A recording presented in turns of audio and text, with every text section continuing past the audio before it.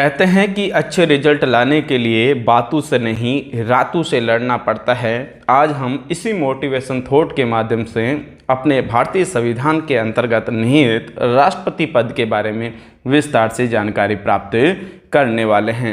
देखिए प्यारे विद्यार्थियों, भारतीय संविधान का जो भाग 5 है, जहां आप संघ के संदर्भ में बात करते हैं, किसमें भाग 5 के अंतर्गत संघ में जो विवरण आप अध्ययन करते हैं उसमें क्या दिया हुआ है, अर्थात संसद के स्वरूप की आप बात करते हैं।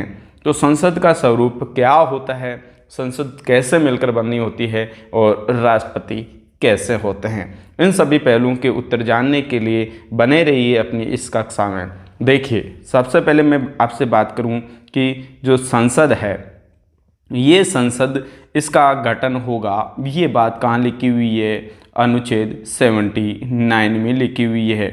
अनुच्छेद 79 में क्या लिखा हुआ है कि संसद का गठन होगा। अब आप जानते हैं संसद के स्वरूप पे 3 अंग आपके सामने रहते हैं। पहला अंग जिसकी आप बात करते हैं वो रहता है राज्यसभा। कौन सा रहता है? राज्यसभा के संदर्भ में आप बात करते हैं। तो राज्यसभा का जो विवरण मिलता है ये हमें किस आर्टिकल में मिलता है? 80 में। अर्थात राज्यसभा की संरचना का स्वरूप किस में है? अनुच्छेद 80 में है। इसी प्रकार से आप बात करेंगे कि लोकसभा, तो लोकसभा के लिए आर्टिकल कौन सा है? 81। वो क्या कहता है? लोकसभा की संरचना। अब हम कहते हैं कि संसद के स्वरूप के 3 महत्वपूर्ण पार्ट है, राज्यसभा, लोकसभा और राष्ट्रपति। कौन? राष्ट्रपति। तो राष्ट्रपति जो है इनका विवरण आप जो बात करने वाले हैं कि भारत का राष्ट्रपति, ये बात किस में लिखी हुई है? 52 में। अर्थात सेल बी यूज किया गया है कि भारत का राष्ट्रपति होगा, अर्थात वो पद कभी खाली नहीं होगा। तो आपने क्या समझा कि भाग 5 है वो संसद के स्वरूप में है, और संसद में एक अहम भूमिका जो रहती है वो किनकी रहती है? और राष्ट्रपति की रहती है। जहां आप कहते हैं कि संसद का स्वरूप कहाँ है? अनुच्छेद 79 में है, जबकि राज्यसभा के स्वरूप का उल्लेख कहाँ मिलता है? आर्टिकल 80 में मिलता है। जबकि लोकसभा, जिसे आप निम्न सदन की संज्ञा देते हैं, उसका उल्लेख कहाँ मिलता है? 81 में मिलता है। इसी प्रकार से इस संसद का एक अहम पार्ट किसे कहते हैं? राष्ट्रपति को कहते हैं, और राष्ट्रपति का उल्लेख होगा। अर्थात 52 क्या कहता है कि भारत का राष्ट्रपति यानी सेल बी, अर्थात भारत का एक क्या होगा? राष्ट्रपति होगा। अब समझिए, अपने क्वेश्चन के माध्यम से हम स्टडी भी करेंगे और महत्वपूर्ण फैक्ट्स को भी जानने का प्रयत्न करेंगे। भारत के राष्ट्रपति की तुलना निम्नलिखित में से किससे करना सर्वाधिक उचित है? हमें कहां से हमें भारत के राष्ट्रपति की तुलना हम कर सकते हैं? देखिए, मैं आपसे अगर बात करता हूं कि भारत के संविधान में एक जो आर्टिकल बना हुआ है वो आर्टिकल कौन सा है? 53 क्लोज फर्स्ट। 53 क्लोज फर्स्ट जो ये आर्टिकल बना हुआ है, इस आर्टिकल की अहम भूमिका क्या है? ये आर्टिकल क्या कहता है हमें? यह आर्टिकल हमें यह कहता है कि भारत में जो संघीय कार्यपालिका है, एग्जीक्यूटिव जो पावर है कार्यपालिका के संदर्भ में, उसकी समस्त शक्तियां किसके पास में होती है? वो समस्त शक्तियां राष्ट्रपति के पास में होती है, और वो अधीनस्थों के पदाधिकारी होते हैं, उनके माध्यम से ये कार्य करते हैं। इतनी बात आप जानते हैं। तो ऐसा स्वरूप अगर आपसे मैं बात करने को बोलूँ कि भारत के राष्ट्रपति की तुलना आप किससे करना चाहोगे, तो जैसे कि कार्यपालिका की जो समस्त शक्तियां हैं वो राष्ट्रपति के नाम से की जाती है, लेकिन वास्तविक प्रधान कौन होता है कार्यपालिका का? वो होता है प्रधानमंत्री व उनका मंत्रिपरिषद। तो केवल और केवल नाम मात्र के रूप से ये क्या रहते हैं? काम करते हैं। तो ऐसा पद जहां नाम मात्र के स्वरूप में जाता है वो है ब्रिटेन के सम्राट, जहां वो केवल और केवल नाम मात्र के संदर्भ में हैं। अतः आप ये कह सकते हैं कि ब्रिटेन के सम्राट यानी महारानी एलिजाबेथ की जो तुलना आप कर सकते हैं वो वर्तमान राष्ट्रपति से, भारतीय राष्ट्रपति से आप कर सकते हैं। अंतर क्या है? क्योंकि वो भी नाम मात्र के स्वरूप से हैं, क्योंकि वास्तविक कार्य कौन करते हैं? वो वहाँ पे प्रधानमंत्री एवं मंत्री परिषद करते हैं। यानी यह सेम कार्य यहाँ पे कहाँ होता है, भारत में होता है। जो भारत में कार्य किया जाएगा, प्रधानमंत्री एवं मंत्री परिषद जो है वो वास्तविक कार्य को करते हैं। तो ये स्वरूप जो हमने ग्रहण किया है, स्पष्ट है ब्रिटेन के सम्राट से हम हमारे राष्ट्रपति की क्या कर सकते हैं, तुलना कर सकते हैं। अगला क्वेश्चन समझिए कि भारत में कार्यपालिका का अध्यक्ष कौन होता है। तो मैंने अभी आपको बताया था कि भारत के अंतर्गत जो कार्यपालिका होगी, इस कार्यपालिका के समस्त शक्तियां किसके पास में होगी। आर्टिकल 53 यही कहता है कि वो सारी शक्तियां किसके पास में होगी, राष्ट्रपति के पास में होगी। यानी राष्ट्रपति के नाम से समस्त कार्य किए जाते हैं। कार्यपालिका की वास्तविक शक्तियां इनके पास ही होती हैं। और 53 क्लोज फर्स्ट में ये है कि वो अपने जो पदाधिकारी होते हैं, कौन से पदाधिकारी, अधीनस्थ पदाधिकारी, उनके माध्यम से ये समस्त कार्य करते हैं। लेकिन वास्तविक कौन है, प्रधानमंत्री एवं उनका मंत्री परिषद। तो इसका राइट आंसर कौन सा हुआ, राष्ट्रपति होंगे। अगला क्वेश्चन समझिए, बहुत ही इंपॉर्टेंट क्वेश्चन है कि राष्ट्रपति पद्धति में समस्त कार्यपालिका की शक्तियां किस में निहित होती है। समस्त कार्यपालिका की जो शक्तियां होती है, मैंने आपको अभी बताया था कि समस्त कार्यपालिका की जो शक्तियां होती है राष्ट्रपति के स्वरूप में होती है। यानी राष्ट्रपति पद्धति में समस्त शक्तियां जो है वो किसके अंतर्गत निहित होती है, तो वो राष्ट्रपति के संदर्भ में ही होती है। क्योंकि कार्यपालिका का जो स्वरूप है वो राष्ट्रपति है, लेकिन वास्तविक स्वरूप से देखें तो वो प्रधानमंत्री होते हैं। तो इसका राइट आंसर कौन सा होगा, ए इज करेक्ट। अगला क्वेश्चन समझने का प्रयत्न करें। भारत का राष्ट्रपति है, तो मैंने कहा कि भारत का राष्ट्रपति है वो राज्य का प्रधान होता है। अर्थात राज्य किसको बोला जाता है, पॉलिटी में राज्य संपूर्ण जो भारत है इसी को राज्य बोला जाता है। तो भारत का प्रधान कौन है, भारत के जो प्रधान है वो कौन होते हैं, राष्ट्रपति होते हैं। और ये बात किस में लिखी हुई है, ये बात लिखी हुई है अनुच्छेद 52 के अनुसार। आप कह सकते हैं, कैसे कहेंगे कि राष्ट्रपति जो है वो एकता, अखंडता और सुदृढ़ता का एक प्रतीक माना जाता है। और फर्स्ट सिटीजन अर्थात प्रथम नागरिक जो होगा वो राष्ट्रपति होंगे, वो राज्य का प्रमुख होते हैं। ये बात किस में लिखी हुई है, अनुच्छेद 52 में लिखी हुई है। और अनुच्छेद 52 में स्पष्ट लिखा हुआ है सेल बी, अर्थात इसका मतलब क्या होगा कि भारत का राष्ट्रपति अपने पद पर सदैव विद्यमान रहेगा, न तो उसका पद कभी जो रिक्त है खाली रखा जा सकता है, न ही इसे कभी समाप्त किया जा सकता है। इसलिए वो राज्य का क्या होता है, प्रधान होता है। ये बात किस में लिखी हुई है, आर्टिकल 52 में लिखी हुई है। अगला क्वेश्चन समझने का प्रयत्न करें, बहुत ही इंपॉर्टेंट क्वेश्चन है, आज तक के एग्जाम में पूछे गए क्वेश्चनों में से हैं।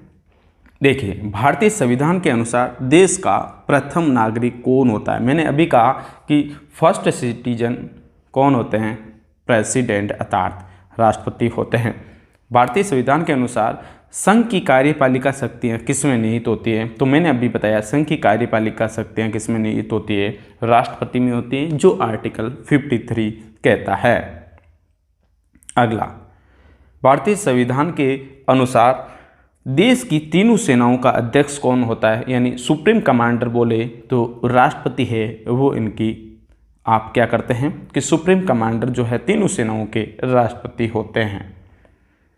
भारत का राष्ट्रपति होता है, भारत का राष्ट्रपति क्या होता है, भारत का वास्तविक शासक होता है, राज्य का संवैधानिक अध्यक्ष होता है, राज्य और सरकार का अध्यक्ष होता है, या बहुमत दल का नेता होता है। तो आप जानते हैं कि वो क्या होता है, राज्य का एक संवैधानिक जो ढांचा है उसका अध्यक्ष होता है। राज्य का संवैधानिक यानी वो संविधान के अनुसार बने हुए हैं, इसलिए राज्य का संवैधानिक अध्यक्ष होता है।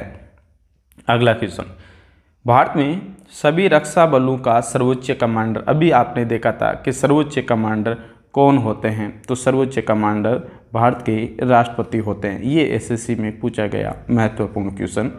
अगले क्वेश्चन की तरफ चलते हैं। भारत के राष्ट्रपति के लिए आवश्यक योग्यता नहीं है, ध्यान देना, आवश्यक योग्यता नहीं है, तो वो पूछा गया इसमें से कौन सा नहीं है, वह भारत का नागरिक हो, ये तो होती है। वह 35 वर्ष से अधिक आयु का नहीं हो, बिल्कुल अधिक आयु का हो, यानी 35 वर्ष से अधिक आयु का, बिल्कुल आयु 35 वर्ष होनी चाहिए। उसमें लोकसभा के सदस्य के लिए निर्धारित सभी योग्यताएं हो, ये भी होनी चाहिए। वह संसद के किसी सदन का सदस्य हो, ये नहीं है, ध्यान रखना ये नहीं है। इनमें से अगर एक और आता तो वो ध्यान रखना कि 50 प्रस्तावक और 50 ही अनुमोदक जिसकी बात करते हैं, ये उसके लिए होने चाहिए, ये भी उसकी योग्यता होनी चाहिए। 50 तो कौन होने चाहिए? प्रस्तावक, और 50 ही अनुमोदन। यानी आप ये कहें कि कोई भी राष्ट्रपति उम्मीदवार बनना चाहता है तो उसके लिए 50 सांसद हो सकते हैं या 50 एमएलए हैं, वो उसके पास में होने चाहिए, 50-50 के अनुपात में होने चाहिए। 50 प्रस्तावक और 50 ही अनुमोदक होने जरूरी है, ये भी उसकी योग्यता है। अगर ये उसके पास में नहीं है तो भी वो अयोग्य ही रहेगा। अर्थात इसका राइट आंसर कौन सा होगा आपके सामने? इसका राइट आंसर होगा कि वह संसद के किसी सदन का सदस्य हो, तो वो व्यक्ति है, वो उसकी योग्यता नहीं होती है। भारत के राष्ट्रपति निर्वाचित होने पात्र के लिए किसी व्यक्ति की आयु पूर्णतः होनी चाहिए, तो आपने देखा कि उसकी आयु कितनी? 35 वर्ष होनी चाहिए। चलते हैं अगले क्वेश्चन की तरफ। राष्ट्रपति पद के उम्मीदवार के लिए अधिकतम आयु कितनी होनी चाहिए? भारत के अंतर्गत जो राष्ट्रपति पद है उसके उम्मीदवार के लिए ऐसा कोई आर्टिकल नहीं है जहां उसकी आयु सीमा निर्धारित की गई है, तो कोई आयु सीमा उनकी निर्धारित नहीं की गई है, ठीक है। और एक बार ये भी है कि उसमें वो कितनी बार निर्वाचित हो सकते हैं, ऐसा भी प्रावधान किसी आर्टिकल में नहीं लिखा हुआ है, तो कोई सीमा नहीं होती है। एक तो कोई आयु सीमा नहीं है उम्मीदवार के लिए, और एक राष्ट्रपति पद के लिए अधिकतम कितनी बार निर्वाचित हो सकते हैं, तो वो उसकी भी कोई सीमा नहीं है, जो जितनी बार चाहे उतनी बार वो बन सकते हैं। अगला क्वेश्चन, राष्ट्रपति का निर्वाचन किस प्रकार से होता है? अब कहानी स्टार्ट करने वाला हूं मैं, बहुत ही रोचक कहानी। राष्ट्रपति का निर्वाचन किस प्रकार से होता है, इनके जवाब जानने से पहले राष्ट्रपति का निर्वाचन होता कैसे है, इस कहानी को आपको ध्यानपूर्वक सुनना है और समझना है कि राष्ट्रपति का जो निर्वाचन है वो कैसे होता है। इस बात को मैं समझाने के लिए आपके पास में 3 महत्वपूर्ण आर्टिकल लेके आने वाला हूं। एक तो मैं बात करूंगा कि भारत का जो राष्ट्रपति है उसका एक निर्वाचक मंडल है, उसकी बात करने वाला हूं आर्टिकल 54। यानी निर्वाचक मंडल का मतलब ये होगा कि राष्ट्रपति के इलेक्शन में भाग लेंगे कौन, ठीक है, राष्ट्रपति के इलेक्शन में भाग लेंगे कौन, ये बात करूंगा। और एक बात करने वाला हूं आर्टिकल 55, ध्यान देना, इसमें तो निर्वाचक मंडल आएगा, यानी निर्वाचक मंडल का मतलब है कि राष्ट्रपति के निर्वाचन में भाग लेंगे कौन कौन, ठीक है। और एक आर्टिकल की मैं बात करने वाला हूँ, मैं 55 की बात करने वाला हूँ, जिसमें मैं आपको क्या बताऊँगा कि राष्ट्रपति का जो निर्वाचन होता है वो किस मेथड से होगा, जिसे आप रीति बोल सकते हैं कि कौन सी रीति है जिसके माध्यम से उनका निर्वाचन होता है। अब ध्यानपूर्वक सुने, 54 की कहानी सुनाता हूँ आपको कि कौन कौन भाग लेंगे।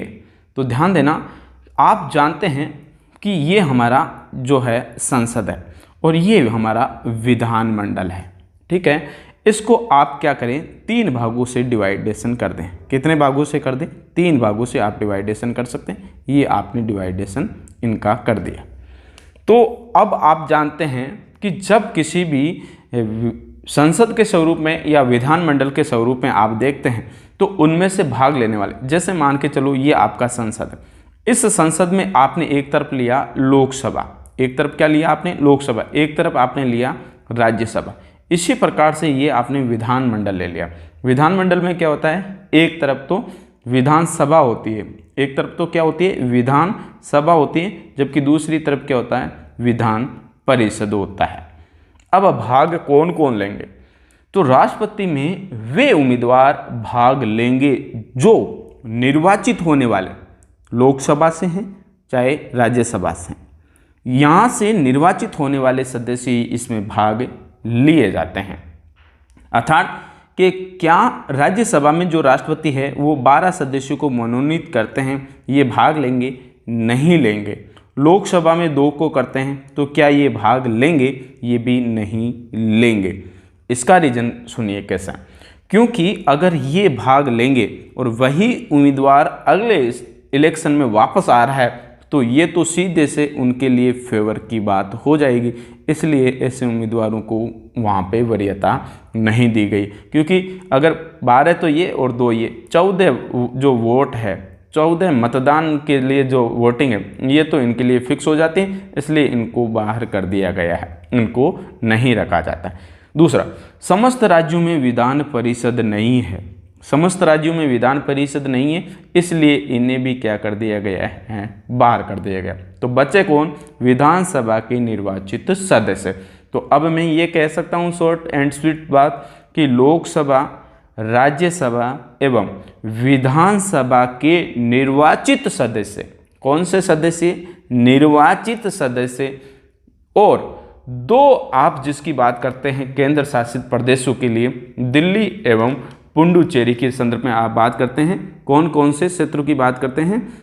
जहां आप दिल्ली के संदर्भ में बात करते हैं और पुडुचेरी के संदर्भ में बात करते हैं, जहां 17वें संविधान संशोधन 1992 जो 2 है उसके द्वारा राष्ट्रीय राजधानी क्षेत्र को इनको क्या कर दिया? इनमें विधानसभा के कारण निर्वाचित सदस्यों को इनके निर्वाचक मंडल में शामिल कर लिया गया। तो अब कहानी क्या बनी? लोकसभा, राज्यसभा, विधानसभा और 2 केंद्र शासित स्वरूप जहां विधानसभा ये पाई जाती हैं। कौन कौन? दिल्ली और पुडुचेरी। वहाँ पे वो जो सदस्य हैं कौन से? निर्वाचित, ये इसमें भाग लेते हैं। इतनी बात समझ में आ गई। अब आगे समझिए। तो राष्ट्रपति पद के लिए कितनी? कोई सीमा नहीं है। राष्ट्रपति पद का निर्वाचन किस प्रकार से होता है? अब अप्रत्यक्ष निर्वाचन होता है। होता कैसे है? देखिए, मैंने आपको बता दिया कौन लोग भाग लेंगे। अब देखिए, निर्वाचन के लिए अगला जो आर्टिकल है वो है 55।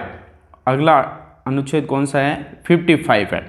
ये अनुच्छेद 55 क्या कहता है कि राष्ट्रपति का निर्वाचन किस प्रकार से होगा।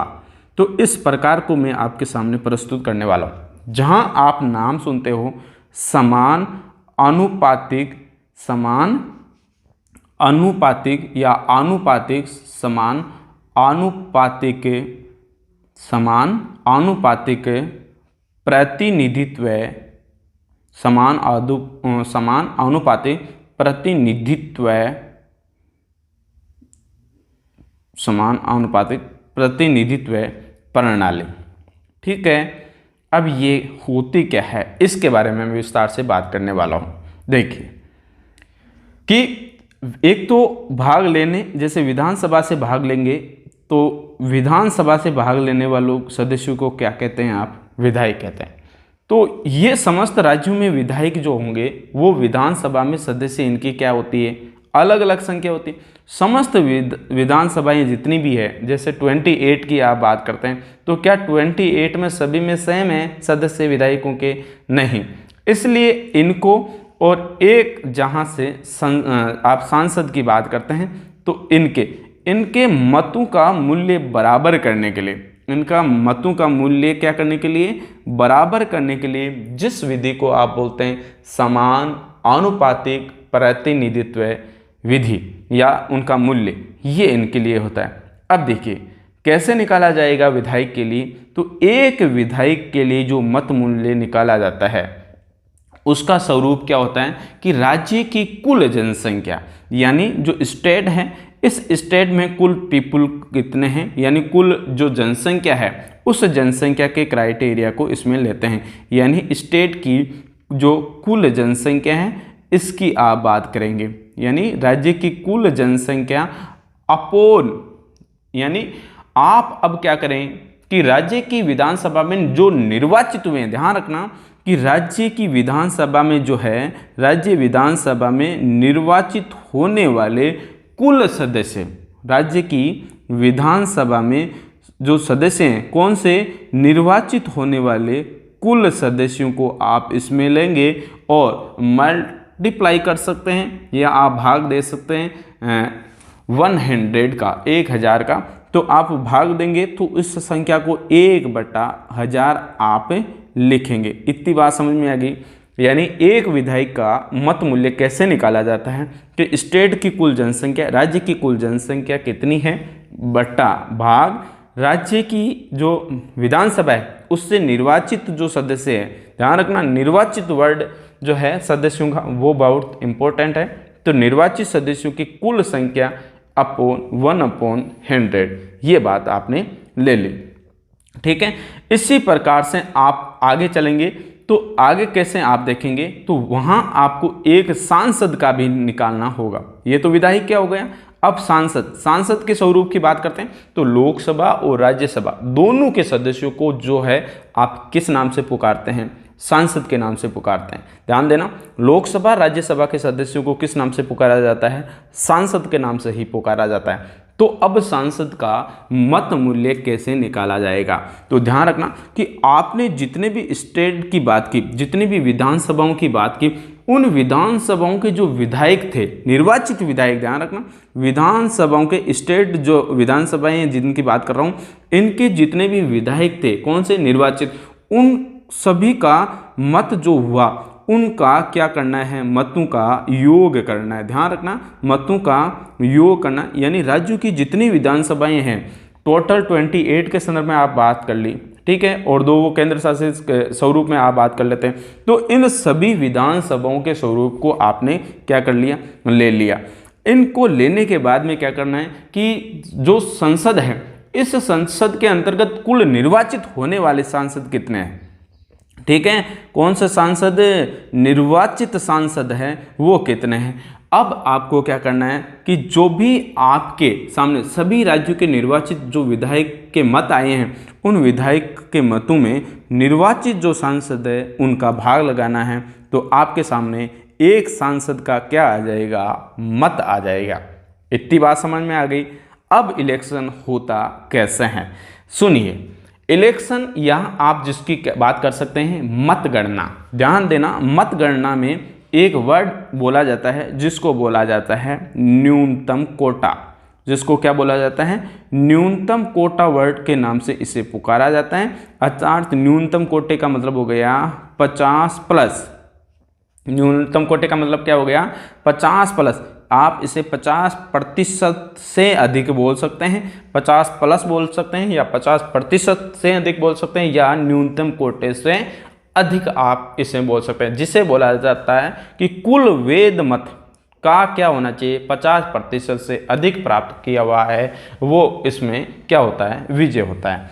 अब होता कैसे है इसको भी मैं एक्सप्लेन कर देता हूँ, तो सुनिए।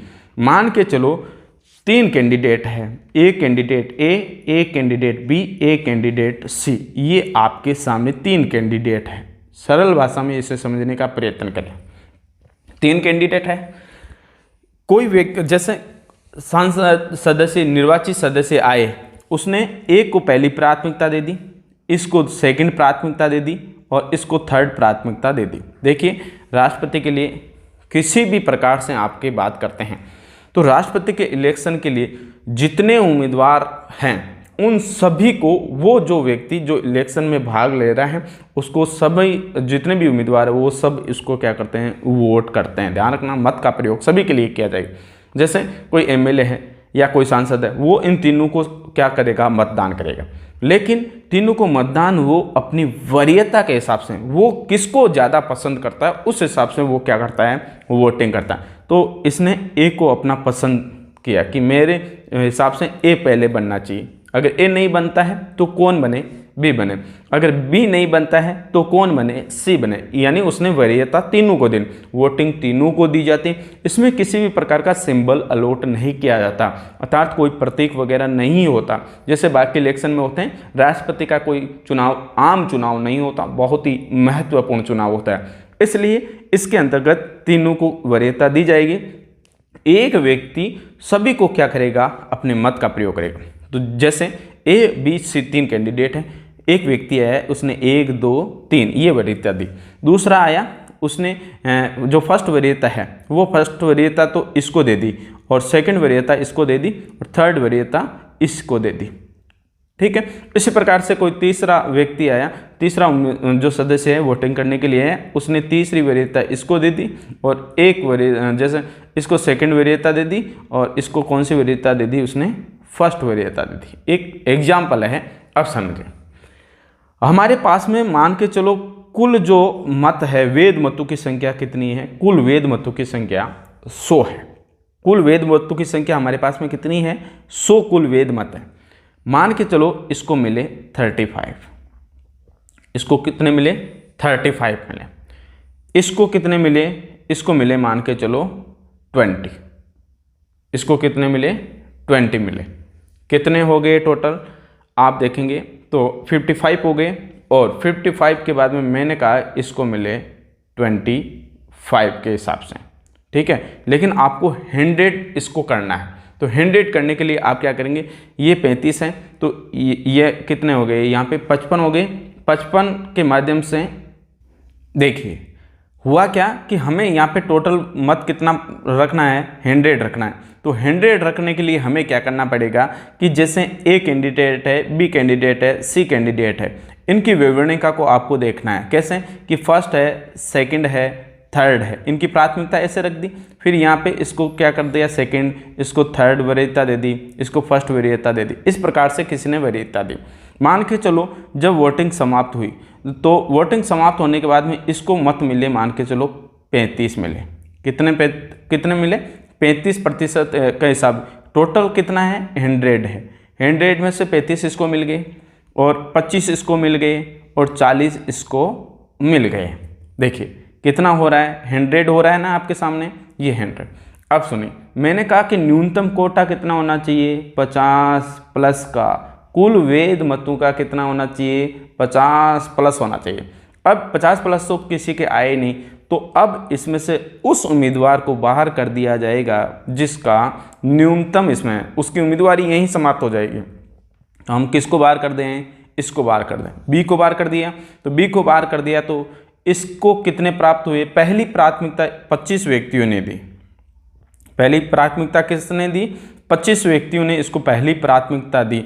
तो अब आप जानते हैं 25 ने जब इसको पहली प्राथमिकता दी तो 25 व्यक्तियों ने किसी को सेकंड दी होगी और किसी ने कौन सी दी होगी? थर्ड दी होगी। ये बात तो समझ में आई कि 25 व्यक्तियों ने फर्स्ट प्राथमिकता इसको बी को दी है, तो 25 व्यक्ति ऐसे भी होंगे जिन्होंने किसी को सेकंड वरीयता दी होगी और किसी को थर्ड वरीयता उन्होंने दी होगी। अब आप क्या करेंगे कि फर्स्ट को तो हटा देंगे क्योंकि 25 तो इसको पहली प्राथमिकता वाले। अब हमें ये देखना है कि उसमें से सेकंड के मत कितने हुए और थर्ड वाले वो काउंट करके, फिर अगर सेकंड में आ रहे हैं तो सेकंड में जैसे मान के चलो 15 सेकंड के आ गए, 15 किसके आ गए? सेकंड के आ गए और 10 इसके आ गए। अब देखिए यहाँ पे 40 और 10 50 हो रहे हैं और यहाँ आप देखेंगे तो जिस हिसाब से आप यहाँ बात कर रहे हैं तो 35 और 15 यहाँ पे भी 50 हो रहे, तो क्या ये कड़ी बराबर चलेगी आगे? ऐसा नहीं होता। फिर आगे मतदान, दोनों की कड़ियों के लिए क्या किया जाएगा? बराबर मतदान होने पर आगे और कंडीशन चलती है जिसको बैलेट बोला जाता है, उसी के माध्यम से आगे।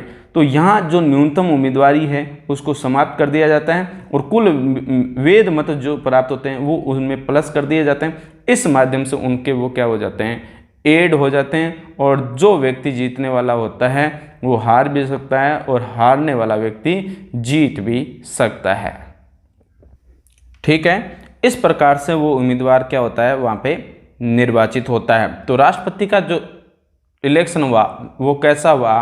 अप्रत्यक्ष निर्वाचन हुआ। हालांकि महाभियोग से संबंधित और निर्वाचन से संबंधित मैं 2 टॉपिकों का अलग वीडियो आपको प्रोवाइड करवा दूंगा, लेकिन इसके माध्यम से मैंने आपको समझाने का प्रयास किया है। तो यहाँ राष्ट्रपति का निर्वाचन कैसा होता है? अप्रत्यक्ष होता है, क्योंकि जो संसद के सदस्य, लोकसभा, राज्यसभा और विधानसभा के सदस्य ही भाग लेते हैं, आप भाग नहीं लेते हैं, इसलिए ये अप्रत्यक्ष निर्वाचन हुआ। अगला, राष्ट्रपति पद के निर्वाचन हेतु कौन सी पद्धति अपनाई जाती है? अगर राष्ट्रपति के लिए कोई इलेक्शन है तो उसका कौन सा स्वरूप अपनाया जाएगा? तो आप जानते हैं समानुपातिक प्रतिनिधित्व एवं एकल संक्रमणीय मत पद्धति है, इसको फॉलो किया जाता है। अगला, राष्ट्रपति पद के चुनाव संबंधी विवाद को है वो किसे निर्देशित किया जाता है? चुनाव से संबंधित कोई विवाद होता है तो वो कौन देखता है? उच्चतम न्यायालय ही देखता है। इलेक्शन कराने का काम निर्वाचन का है, विवाद को समझने का काम किसका है? उच्चतम न्यायालय का होता है। अगला, राष्ट्रपति चुनाव के लिए प्रस्तावक एवं अनुमोदकों की कम से कम कितनी संख्या होनी चाहिए? ध्यान देना, ये 1952 के पहले हम बात कर लेते हैं 1952। 1952 में जो अनुमोदक रखे गए वो दो के हिसाब से रखे गए कि 2 प्रस्तावक होने चाहिए और 2 अनुमोदक होने चाहिए। फिर कहानी चली 1974 के संदर्भ में बात करी तो 1974 से लेकर 1997 तक ये मामला कितने तक रहा? 10 के हिसाब से रहा, 10 प्रस्तावक या 10 अनुमोदक। इसका मतलब क्या होता है? 10 का मैं बात कर रहा हूँ, यहाँ 2 का मतलब क्या है? तो इसका मतलब ये है कि अगर आप राष्ट्रपति उम्मीदवार बनना चाहते हैं तो आपके पास में 2 तो सांसद के स्वरूप में हो सकते हैं और 2 विधायक के स्वरूप में आपका समर्थन करने वाले होने चाहिए, आपकी सहमति वाले होने चाहिए, आपके समर्थक होने चाहिए। तो पहले 52 में कितने थे? 2 थे। तो 2 को तो कई लोगों ने क्या कर लिया? एडजस्ट कर लिया। तो इस प्रकार से उम्मीदवारों की संख्या बढ़ने लगी। तो फिर बोला कि और बढ़ाओ इसको, प्रस्तावक और अनुमोदक को। फिर 10 किया तो भी संख्या ज़्यादा बढ़ने लगी। फिर कहा कि अब तो हमें और क्या करना चाहिए? बढ़ा देना चाहिए। तो कितनी कर दी? 50। अब 100 को कैसे एडजस्ट करें? तो उसके लिए कंडीशन थोड़ी सी हार्ड हो जाती है। तो जब कंडीशन थोड़ी सी मुश्किल है तो उम्मीदवारी की संख्या है वो अच्छे उम्मीदवारों के चयन पर आधारित हो जाते हैं, क्योंकि विधायक और सांसद अपने विवेक के माध्यम से उनको क्या देते हैं? प्रस्तावक और अनुमोदक के श्रेणी में समर्थन बनते हैं। अगला क्वेश्चन बहुत ही इंपॉर्टेंट है कि भारत का राष्ट्रपति निर्वाचित होने के लिए निम्नलिखित में से कौन सी अयोग्यता मानी जाएगी? भारत का नागरिक हो, 35 वर्ष पूर्ण कर चुका हो, लोकसभा का सदस्य निर्वाचित होने के लिए अहिर्त हो, कोई लाभ का पद ग्रहण किए हुए हो। तो आप जानते हो कि जो लाभ का पद है वो इंक्लूड नहीं है। तो इसका राइट आंसर कौन सा होगा? डी होगा, कोई लाभ का पद ग्रहण किए हुए हो, ये नहीं होती है, ध्यान रखना, अयोग्यता है। अगला क्वेश्चन है आपके लिए कि भारत में राष्ट्रपति का चुनाव किया जाता है, तो भारत में जो राष्ट्रपति है उनका चुनाव किस प्रकार से किया जाता है? प्रत्यक्ष नहीं होता, आनुपातिक नहीं, एकल हस्तांतरित मत प्रणाली, आपको मैंने बताया था ये है, ध्यान रखना, खुला बैलेट प्रणाली नहीं है, और एकल हस्तांतरित मत प्रणाली के द्वारा किया जाता है। अगला क्वेश्चन बहुत इंपॉर्टेंट कि राष्ट्रपति पद का चुनाव जो है वो संचालित किया जाता है, राष्ट्रपति का जो इलेक्शन होता है वो कौन करते हैं? तो मैंने आपको बताया था कि राष्ट्रपति के इलेक्शन के लिए निर्वाचन जो आयोग होता है वो उनकी अहम भूमिका इसमें होती है। तो ऑप्शन सी इज करेक्ट। अगला क्वेश्चन आप समझने का प्रयत्न करें कि भारत में किसके चुनाव में आनुपातिक प्रतिनिधित्व प्रणाली अपनाई जाती है? तो आप जानते हैं कि भारत के अंदर जो अनुपातिक पद्धति अपनाई जाती है प्रणाली वो ओनली राष्ट्रपति के इलेक्शन में अपनाई जाती है। राष्ट्रपति चुनाव संबंधी मामले किसके पास में भेजे जाते हैं? यानी राष्ट्रपति का से संबंधित कोई विवाद है तो वो मामले कहाँ भेजे जाते हैं? उच्चतम न्यायालय में भेजे जाते हैं। देखिए आईएएस में पूछे गए क्वेश्चन है ये। अगला क्वेश्चन समझने का प्रयत्न करें आप। किस अनुच्छेद के तहत राष्ट्रपति तथा उपराष्ट्रपति निर्वाचन से संबंधित विवाद का निर्णय उच्चतम न्यायालय के द्वारा करने का क्या करते हैं? प्रावधान किया गया? ऐसा कौन सा आर्टिकल है जहां पे कोई विवाद हो तो वो उसके लिए यानी उच्चतम न्यायालय को भेजा जाता है? तो वो आर्टिकल कौन सा है? अनुच्छेद 71 जो है वो है। देखिए इन संदर्भ में मैं बात करूँ तो आप जो अनुच्छेद 55 की बात करते हैं वो राष्ट्रपति के निर्वाचन से संबंधित जो रीति है उसकी इसमें बात की जाती है। अगला क्वेश्चन है कि राष्ट्रपति पद के उम्मीदवारों का चुनाव प्रचार करने का कितने समय मिलता है? यानी कोई राष्ट्रपति का उम्मीदवार बनना चाहता है तो उसको कितना समय मिलेगा? तो आप जानते हैं कि उसे केवल और केवल 2 सप्ताह मिलते हैं, यानी 14 दिन उसे मिलते हैं। अगला, राष्ट्रपति पद का चुनाव कितने वर्षों के लिए होता है? तो आप जानते हैं 5 वर्षों के लिए होता है। किस अनुच्छेद के तहत राष्ट्रपति अपने पद ग्रहण करने की तिथि से 5 वर्ष की अवधि तक अपने पद पर बने रहते हैं? ये किस आर्टिकल में लिखा हुआ है कि राष्ट्रपति है वो 5 वर्ष के लिए कार्य करते हैं। तो आप जानते हैं कि जब राष्ट्रपति के संदर्भ में कि राष्ट्रपति किस हिसाब से कार्य करते हैं, कौन सा कार्य का स्वरूप रहता है, तो अनुच्छेद जो 56 बताता हूं मैं, तो अनुच्छेद जो 56 कहता है कि राष्ट्रपति की पदावधि यानी वो कितने समय तक कार्य करते हैं। देखिए पदावधि तक का भी स्वरूप अलग है, तो वो आर्टिकल कौन सा है, 56 है, जिसमें यह कहा गया है कि राष्ट्रपति 5 वर्ष तक क्या करते हैं, अपने पद पर बने रहते हैं। राष्ट्रपति के चुनाव के लिए निर्वाचक मंडल में होते हैं। राष्ट्रपति के जो चुनाव होता है उसका निर्वाचक जो मंडल है उसमें कौन कौन होते हैं, संसद के सभी सदस्य, विधानसभाओं द्वारा परिषदों के सदस्य, आप जानते हैं सभी सदस्यों में मनोनीत भी आते हैं तो वो भी नहीं होंगे, परिषदों का नाम नहीं है।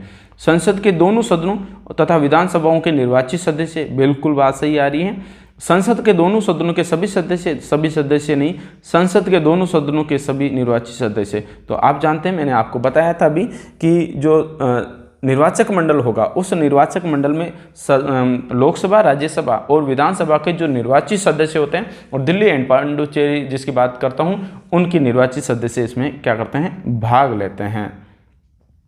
अगला क्वेश्चन, भारत के राष्ट्रपति के निर्वाचन के बारे में निम्नलिखित में से कौन सा कथन सही नहीं है। ध्यान रखना कौन सा कथन सही नहीं है उसकी हम बात करने वाले हैं।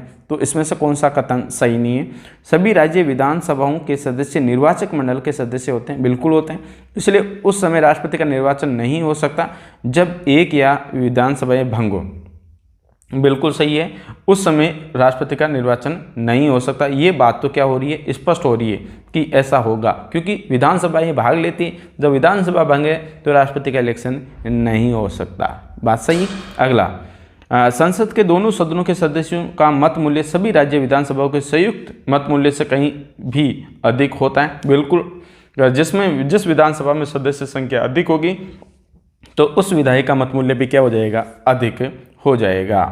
अगला,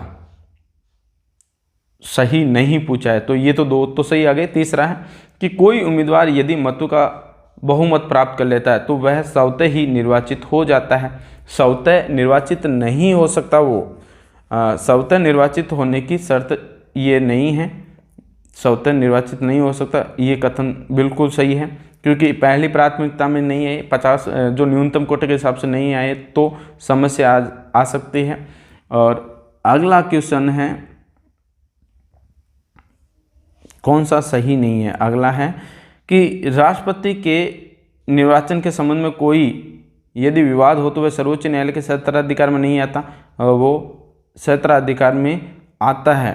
तो ये जितने भी है वो सही नहीं है, मुझे तो सारे ही सही नहीं लगे उपरोक्त सभी। सुनिए कैसे, आपको मैंने अभी बताया कि जब विधानसभा भंग होगी तो वो कैसे भाग लेंगे, राष्ट्रपति का इलेक्शन नहीं होगा, इसका मतलब ये बात गलत हुई, ठीक है। संसद के दोनों सदनों के सदस्यों का मत मूल्य सभी राज्य विधानसभाओं के मत मूल्य से कहीं भी अधिक होता है, लेकिन कहीं अधिक होता तो उसके लिए हमने कौन सा विधि अपनाई, समान अनुपात की विधि अपनाई, इसलिए सबका मत मूल्य क्या कर दिया जाता है, बराबर कर दिया जाता है, ये कथन गलत हो गया। कोई उम्मीदवार यदि मतों का बहुमत प्राप्त कर लेता है तो वह स्वतः ही निर्वाचित नहीं हो जाता क्योंकि उसका क्राइटेरिया स्वतः निर्वाचित का नहीं होता। राष्ट्रपति के निर्वाचन के संबंध में कोई विवाद हो तो वो सर्वोच्च न्यायालय के क्षेत्राधिकार में नहीं आता, वो आएगा, इसलिए इस उपरोक्त जो सभी मुझे लग रहे हैं वो इसके माध्यम से ही है, ध्यान रखना। चलते हैं अगले क्वेश्चन की तरफ। ये क्वेश्चन बहुत इंपॉर्टेंट था, सभी क्वेश्चनों को जो है ऑप्शन ध्यानपूर्वक पढ़ने से ही हल होते हैं। अगला, भारत के राष्ट्रपति को उसके पद से हटाया जा सकता है, तो भारत के राष्ट्रपति को किस प्रकार से हटाया जा सकता है, तो वो संसद में महाअभियोग की जो प्रक्रिया होती है उसके माध्यम से हटाया जा सकता है। एक बार ध्यान से सुनिए, महाअभियोग प्रक्रिया है क्या, इसको मैं आपको एक्सप्लेन कर देता हूँ। महाअभियोग प्रक्रिया होती है जैसे संसद है, इस संसद में किसी भी सदन में, जैसे लोकसभा हो सकती है या राज्यसभा हो सकती है, किसी भी सदन में महाअभियोग लाया जा सकता है। अगर लोकसभा से महाअभियोग लाया जा रहा है तो संसद के अंदर जो लोकसभा के सदस्य हैं उनका कितना प्रतिशत, 1/4% जो भाग है वो उसके क्या होना चाहिए, समर्थन में आने चाहिए। यानी 25% जो सदस्य हैं वो इसके पहले तो क्या होंगे, समर्थन में आए कि हम इनके विरोध में, यानी राष्ट्रपति का कदाचार व्यवहार पाया गया है ना, भ्रष्ट जो आचरण है वो पाया गया है, इसलिए हम इनको क्या करना चाहते हैं, पद से हटाना चाहते हैं। अगर 1/4 सदस्य उस प्रक्रिया में शामिल होते हैं तो वो प्रस्ताव क्या हो जाता है, स्वीकार। लेकिन जैसे ही स्वीकार होता है तो ये सूचना किसको देनी पड़ती होती है, उपराष्ट्रपति को देनी होती है। ध्यान रखना, उपराष्ट्रपति को ये सूचना देनी होती है। क्यों देनी होती है, क्योंकि अगला सदन कौन सा है, राज्यसभा। राज्यसभा है तो राज्यसभा में ये सूचना जाएगी। तो राज्यसभा में उसका स्वरूप सभापति के तौर पर कौन है, उपराष्ट्रपति हैं, तो उनके हाथ में है। तो उपराष्ट्रपति उस प्रस्ताव को क्या करेंगे, देखेंगे, तो उस पर क्या चलेगी, बहस चलेगी। तो जब लोकसभा में होगा या राज्यसभा में होगा, तो लोकसभा में अगर ये 1/4 सदस्यों ने स्वीकार कर लिया है ना, तो फिर राष्ट्रपति को 14 दिन के जो पूर्व है वो सूचना दी जाएगी और यहाँ पे भी क्या रखी जाएगी, बैठक होती है। अगर ये बैठक यहाँ होती है और उन पे आरोप सिद्ध होने का प्रयास हो जाता है कि आरोप आपके सिद्ध हुए, तो ये अगला यहाँ प्रस्ताव जाता है। यहाँ पे भी अगर सिद्ध हो जाता है प्रस्ताव, और वो प्रस्ताव कैसे कि लोकसभा से 2/3 बहुमत से, लोकसभा से भी कितने, 2/3 बहुमत से अगर ये प्रस्ताव पारित हो जाता है, और यहाँ पे भी आकर विधानसभा राज्यसभा में भी 2/3 बहुमत से पारित हो गया, तो राष्ट्रपति महोदय को क्या होना पड़ेगा, हटना पड़ेगा। तो उसके पद को कैसे हटाया जा सकता है, संसद के द्वारा। D is correct. अगला क्वेश्चन समझिए कि भारत के राष्ट्रपति को पद से हटाने की प्रक्रिया है। भारत के राष्ट्रपति को पद से हटाने की प्रक्रिया, अविश्वास प्रस्ताव नहीं, मंत्रिपरिषद द्वारा नहीं, सर्वोच्च न्यायालय द्वारा नहीं, संसद द्वारा, महाअभियोग के द्वारा। ठीक है, अगले क्वेश्चन की तरफ चलते हैं। राष्ट्रपति पर महाअभियोग का आरोप संसद के किस सदन में लाया जाता है? तो मैंने अभी बताया कोई सा भी सदन है उसमें लाया जा सकता है, संसद के किसी भी सदन में लाया जा सकता है। राष्ट्रपति को हटाया जा सकता है तो आप जानते हैं महाअभियोग के द्वारा हटाया जा सकते हैं। आरआरबी में क्वेश्चन पूछा गया है। अगला क्वेश्चन बहुत ही इंपॉर्टेंट है कि राष्ट्रपति पर महाअभियोग किस आधार पर लाया जा सकता है। तो राष्ट्रपति पर महाअभियोग क्यों लाया जाता है, किसी भी आधार पर, संविधान के अतिक्रमण करने पर, उपराष्ट्रपति को राष्ट्रपति बनाने पर, राज्यसभा। तो आप जानते हैं संविधान का जब अतिक्रमण होने लग जाए, उनका उल्लंघन करने लगे, तब लाया जाता है। कदाचार व्यवहार जिसकी बात करते हैं। राष्ट्रपति पर महाअभियोग प्रक्रिया किस देश के संविधान से ली गई है? तो राष्ट्रपति पर जो महाअभियोग की प्रक्रिया है वो जानते हैं अमेरिका का जो स्वरूप है उसके संविधान से हमने ग्रहण की है। अगला क्वेश्चन, भारतीय राष्ट्रपति को किस परिस्थितियों में अपने पद से त्यागपत्र देना होता है? कौन सी पद्धति है, स्वरूप है? तो आप जानते हैं महाअभियोग पर उन्हें क्या करना होता है, त्यागपत्र देना होता है। अगला, कार्यकाल पूर्ण होने पर पहले भारत के राष्ट्रपति उनके पद से कौन हटा सकता है? यानी कार्यकाल पूर्ण होने से पहले उनको कौन हटा सकता है? तो आप जानते हैं संसद का जो महाअभियोग है वो लगाकर आप इन्हें हटा सकते हैं, बाकी नहीं हटा सकते हैं आप। राष्ट्रपति पर महाअभियोग का आरोप एक संकल्प के रूप में संसद के किसी भी सदन में लाया जा सकता है। यह कम से कम कितने दिनों तक लिखित सूचना के द्वारा प्रस्तुत किया जाता है? तो मैंने बताया 14 दिन के लिए उन्हें सूचित पहले करना होता है। सदन में राष्ट्रपति के विरुद्ध महाअभियोग प्रस्ताव पास करने के लिए कितने सदस्यों का समर्थन चाहिए? तो मैंने आपको बताया कि सदन में उपस्थित और मतदान करने वाले कम से कम 2/3 या सदन के कुल सदस्यों में से कम 2/3, सदन के कुल सदस्यों में बहुसंख्यक सदस्य, सदन के कुछ विशेष, ध्यान रखना उपस्थित नहीं होता है, उसमें कुल सदस्यों का कम से कम 2/3 होता है। Option B is correct. ध्यान रखना उपस्थित, ऐसे नहीं उपस्थित वाले, कुल सदस्य जो होंगे ना सदन में उनका कितना होना चाहिए, 2/3। उपस्थित वाले मान के चलो केवल उस दिन तो केवल वही आए जो महाअभियोग में हैं वो सिद्ध करने वाले हो, तो और बाकी के अनुपस्थित रहे जो राष्ट्रपति में महाभियोग की प्रक्रिया को चाहते ही नहीं है, तो उपस्थित वाले नहीं लेंगे कि सदन जब चल रहा है तो उसके अंदर जो कुल सदस्य हैं तब उनका कितना लिया जाएगा, 2/3 लिया जाएगा। अगला क्वेश्चन, भारत के राष्ट्रपति को कार्य अवधि की समाप्ति के पूर्व हटाया जा सकता है? तो आप जानते हैं ये क्वेश्चन बार बार पूछा जाता है महाभियोग के द्वारा, यूपीपीसीएस में एग्जाम में पूछा गया क्वेश्चन है।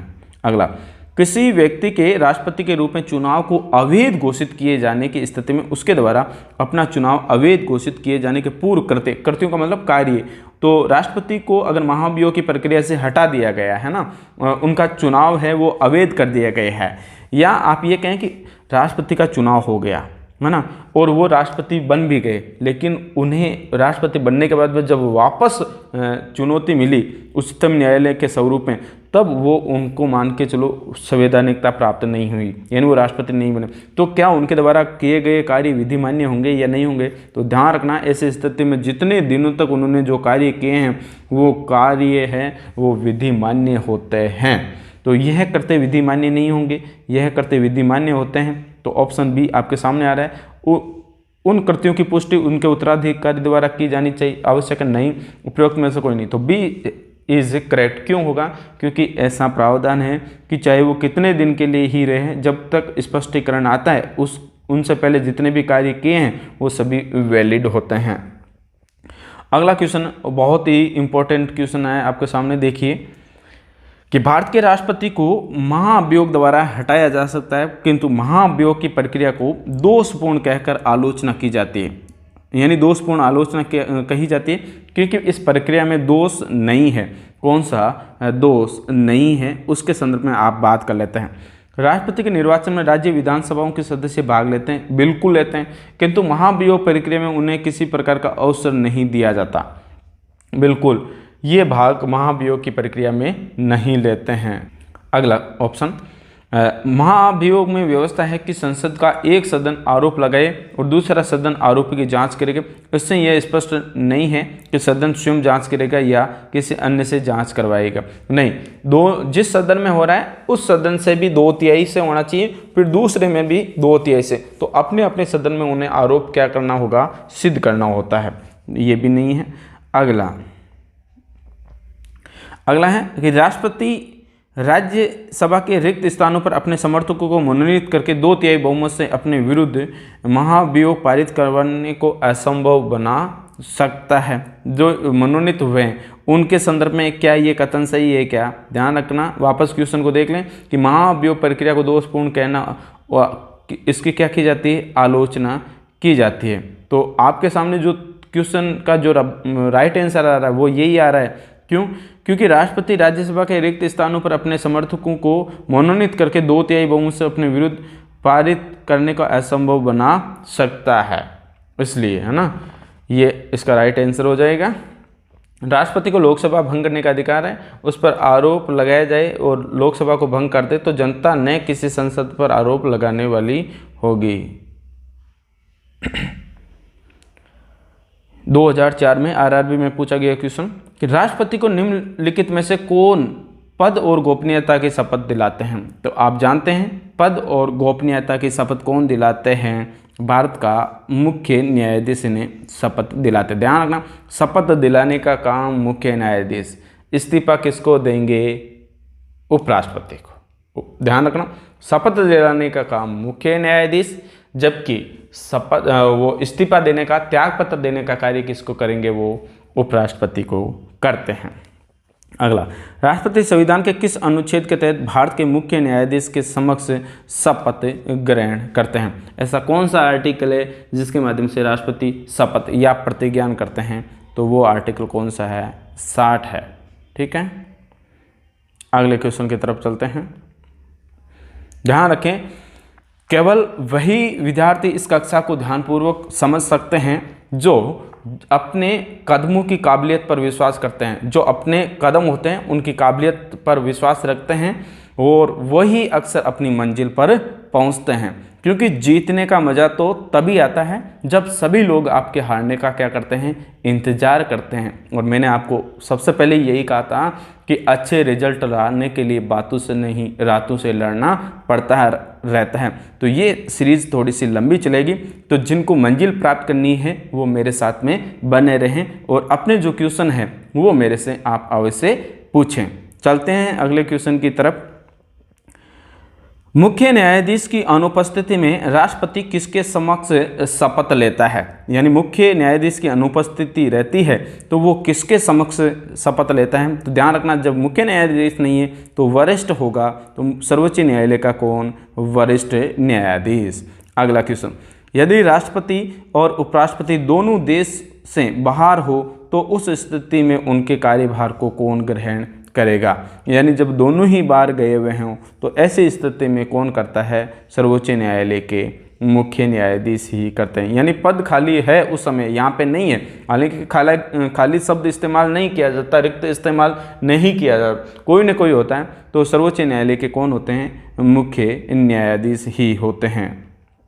अगला, भारत का राष्ट्रपति अपना त्यागपत्र किसे संबोधित करता है? तो आप जानते हैं त्यागपत्र संबंधी प्रावधान उपराष्ट्रपति के संदर्भ में मिलेगा, जबकि शपथ का मुख्य न्यायाधीश के संदर्भ में मिलता है।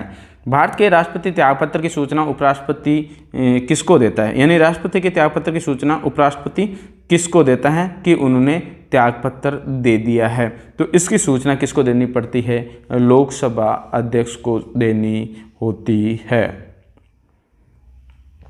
अगला, एक ही समय में यदि राष्ट्रपति और उपराष्ट्रपति दोनों का पद रिक्त हो जाए तो राष्ट्रपति के कार्यों का निर्वहन कौन करेगा? एक ही समय में दोनों पद खाली हो गए तो आप जानते हैं भारत का जो मुख्य न्यायाधीश होता है वो इस कार्य को देखते हैं। भारत का महान्यायवादी नहीं, लोकसभा अध्यक्ष नहीं, राज्यसभा नहीं, तो जहाँ मुख्य न्यायाधीश होगा वही देखेंगे।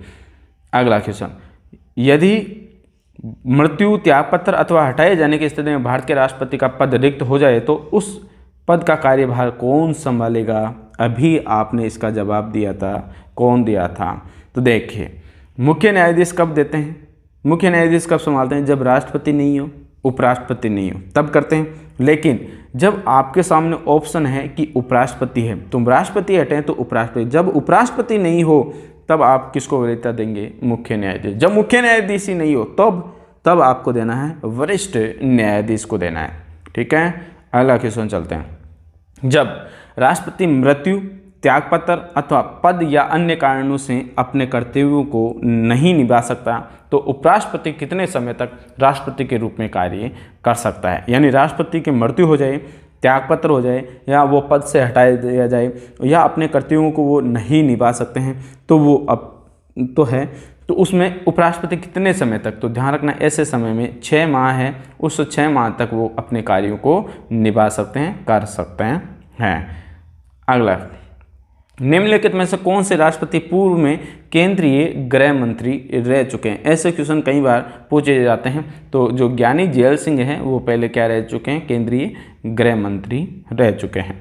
भारत के राष्ट्रपति निर्वाचित होने से पूर्व निम्न में से कौन उपराष्ट्रपति नहीं थे? ऐसे कौन से हैं जो पहले उपराष्ट्रपति नहीं थे? तो आप जानते हैं ज्ञानी जेल सिंह है वो उपराष्ट्रपति नहीं थे, जबकि सब उपराष्ट्रपति बने हुए हैं। कौन? राधाकृष्णन फर्स्ट थे, और इधर जाकिर हुसैन है, वीवी गिरी है, ये सभी थे। अगला क्वेश्चन, भारत के चौथे राष्ट्रपति थे। भारत के चौथे राष्ट्रपति कौन थे? तो आप जानते हैं गिरने वाले वीवी गिरी, बच गए थे गिरते गिरते, तो वीवी गिरी। ध्यान, एक आपको सीक्वेंस भी ध्यान रखना। जैसे आपसे कोई पूछ रहे रामनाथ कोविंद है वो कौन से हैं, तो वो जो है वो 14वें हैं। ध्यान रखना, वैसे 14वें हैं वो व्यक्ति, क्योंकि जैसे आप बात करेंगे तो डॉक्टर राजेंद्र प्रसाद है वो 2 बार बन चुके थे, है ना। और वैसे अगर पद को हिसाब से हम देखें तो वैसे 16वें स्थान पर आते हैं, ध्यान रखना। लेकिन व्यक्ति से हम बात करते हैं तो वो कितने हैं? 14 पे, जबकि 12 पे कौन है? प्रतिभा देवी सिंह पाटिल है। ये मैं आपको फैक्ट बता रहा हूँ। 2 चीज़ें याद रखेंगे, एक तो प्रतिभा देवी सिंह पाटिल का याद रखें, और रामनाथ कोविंद के संदर्भ में आप बात करेंगे तो वो वैसे स्थान क्रम के हिसाब से देखें तो 16वें पे आते हैं, ठीक है, और वैसे ये 14 पे हैं। अगला क्वेश्चन समझिए। सबसे लंबे समय तक राष्ट्रपति रहे कौन थे? जो सबसे लंबे समय तक राष्ट्रपति रहे तो आप जानते हैं डॉक्टर राजेंद्र प्रसाद ही थे। अगला क्वेश्चन है, भारत का राष्ट्रपति चुने जाने वाला प्रथम गैर कांग्रेसी उम्मीदवार कौन था? गैर कांग्रेसी उम्मीदवार जो थे वो गिरी थे, ठीक है, वीवी गिरी ही थे। भारतीय राष्ट्रपति के सर्वसम्मति से चुने जाने वाले अभी तक एकमात्र, यानी कुल मिलाकर जिनका जो स्वरूप है सर्वसम्मति यानी संविधान सभा ने किया, तो वो कौन थे? राजेंद्र प्रसाद के स्वरूप में आप बात कर सकते हैं। सॉरी एक मिनट, इसका जो राइट आंसर होगा ना वो होगा, यानी सर्वसमिति के द्वारा जो चुने जाने वाले अभी तक एकमात्र सर्वसमिति से जो चुने गए थे ना, नीलम संजीव रेड्डी है। ये जरूर ध्यान रखना, ये यूपीपीसीएस में एग्जाम पूछा गया। जबकि आपको ये पूछें कि जैसे अभी इलेक्शन चलते हैं, इलेक्टोरल सिस्टम यानी राष्ट्रपति के निर्वाचन का विधि, तो उस समय जो संविधान सभा थी उन्होंने राजेंद्र प्रसाद को चुन लिया था। लेकिन सर्वसमिति के द्वारा चुने जाने वाले एकमात्र की अगर हम बात करते हैं तो सर्वसमिति से चुने वाले एकमात्र कौन है? नीलम संजीव रेड्डी आपके सामने रहेंगे, ठीक है। तो इसका आपको आंसर कौन बताना है? नीलम संजीव रेड्डी बताना है। जबकि संविधान सभा के स्वरूप में पूछे तो आपको राजेंद्र प्रसाद बताना, यानी निर्विरोध निर्वाचित हुए थे। लेकिन बाद में अगर 1969 की हम बात करते हैं तो ये पराजित भी होते हैं। तो इसका आंसर कौन सा होगा प्यारे विद्यार्थियों? नीलम संजीव रेड्डी होगा। सर्वसम्मति का मतलब आप निर्विरोध निर्वाचित बात कर सकते हैं, ठीक है। अगला, निम्नलिखित में से कौन कभी भारत का राष्ट्रपति नहीं रहा? इनमें से कौन सा पद है, कौन से व्यक्ति है जो कभी राष्ट्रपति नहीं रहे? राधाकृष्णन रहे, जाकिर हुसैन रहे, ज्ञानी जैल सिंह रहे वीटो पावर के साथ, और Rajagopalachari. Option D is correct, ये नहीं रहे। अगला, स्वतंत्र भारत के प्रथम राष्ट्रपति कौन थे? स्वतंत्र भारत के जो राष्ट्रपति थे वो कौन थे? बिहार से थे राजेंद्र प्रसाद, बिहार से राजेंद्र प्रसाद हैं वो थे। अगला, निम्नलिखित में से कौन लगातार 2 बार राष्ट्रपति रहे? ये 2 बार क्वेश्चन पूछा गया है, तो आप जानते हैं डॉक्टर राजेंद्र प्रसाद हैं वो रहे। भारतीय संविधान का कौन सा अनुच्छेद राष्ट्रपति के पद के लिए पुनः निर्वाचन की योग्यताओं को निर्धारित करता है? पुनः निर्वाचन की योग्यताएं हैं वो अनुच्छेद 57 जो है वो कहता है कि राष्ट्रपति कितनी बार जो है वो भाग ले सकते हैं। अगला क्वेश्चन, जनता पार्टी के शासन के दौरान भारत के राष्ट्रपति थे। जनता शासन पार्टी के दौरान भारत के जो राष्ट्रपति है वो कौन थे? तो वो संजीव रेड्डी थे, ठीक है। Option B is correct. Bharat के किस राष्ट्रपति की मृत्यु काल के पूरा करने से पूर्व ही हो गई, यानी मृत्यु जो है वो पहले हो गई थी, तो वो कौन थे? डॉक्टर जाकिर हुसैन थे, जिनका कार्यकाल पर क्या होता है? मृत्यु हो जाती है, ठीक है।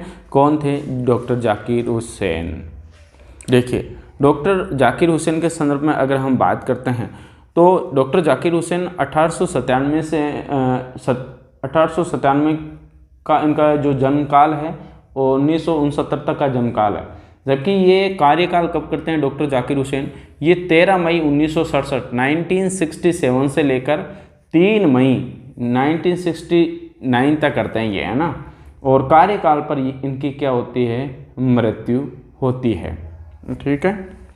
तो डॉक्टर जाकिर हुसैन थे और इनका स्वरूप जो आप देख रहे हैं 1967 से लेकर 1969 तक, यानी 1967 से लेकर 1969 तक, ठीक है।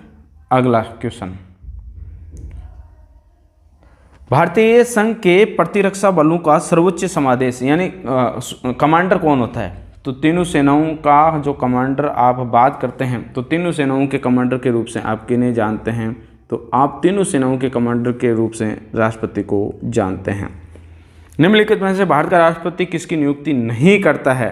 तो आप जानते हैं राष्ट्रपति है वो किसकी नियुक्ति नहीं करते हैं। तो राष्ट्रपति की नियुक्ति किसकी नहीं करते हैं? उपराष्ट्रपति की नहीं करते हैं, इनकी करते हैं, इनकी करते हैं, राज्यपाल को नियुक्त करते ही हैं, ठीक है।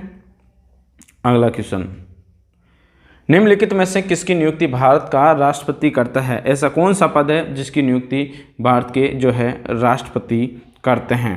तो भारत के राष्ट्रपति के द्वारा नियुक्ति करने वाला कौन करता है ना।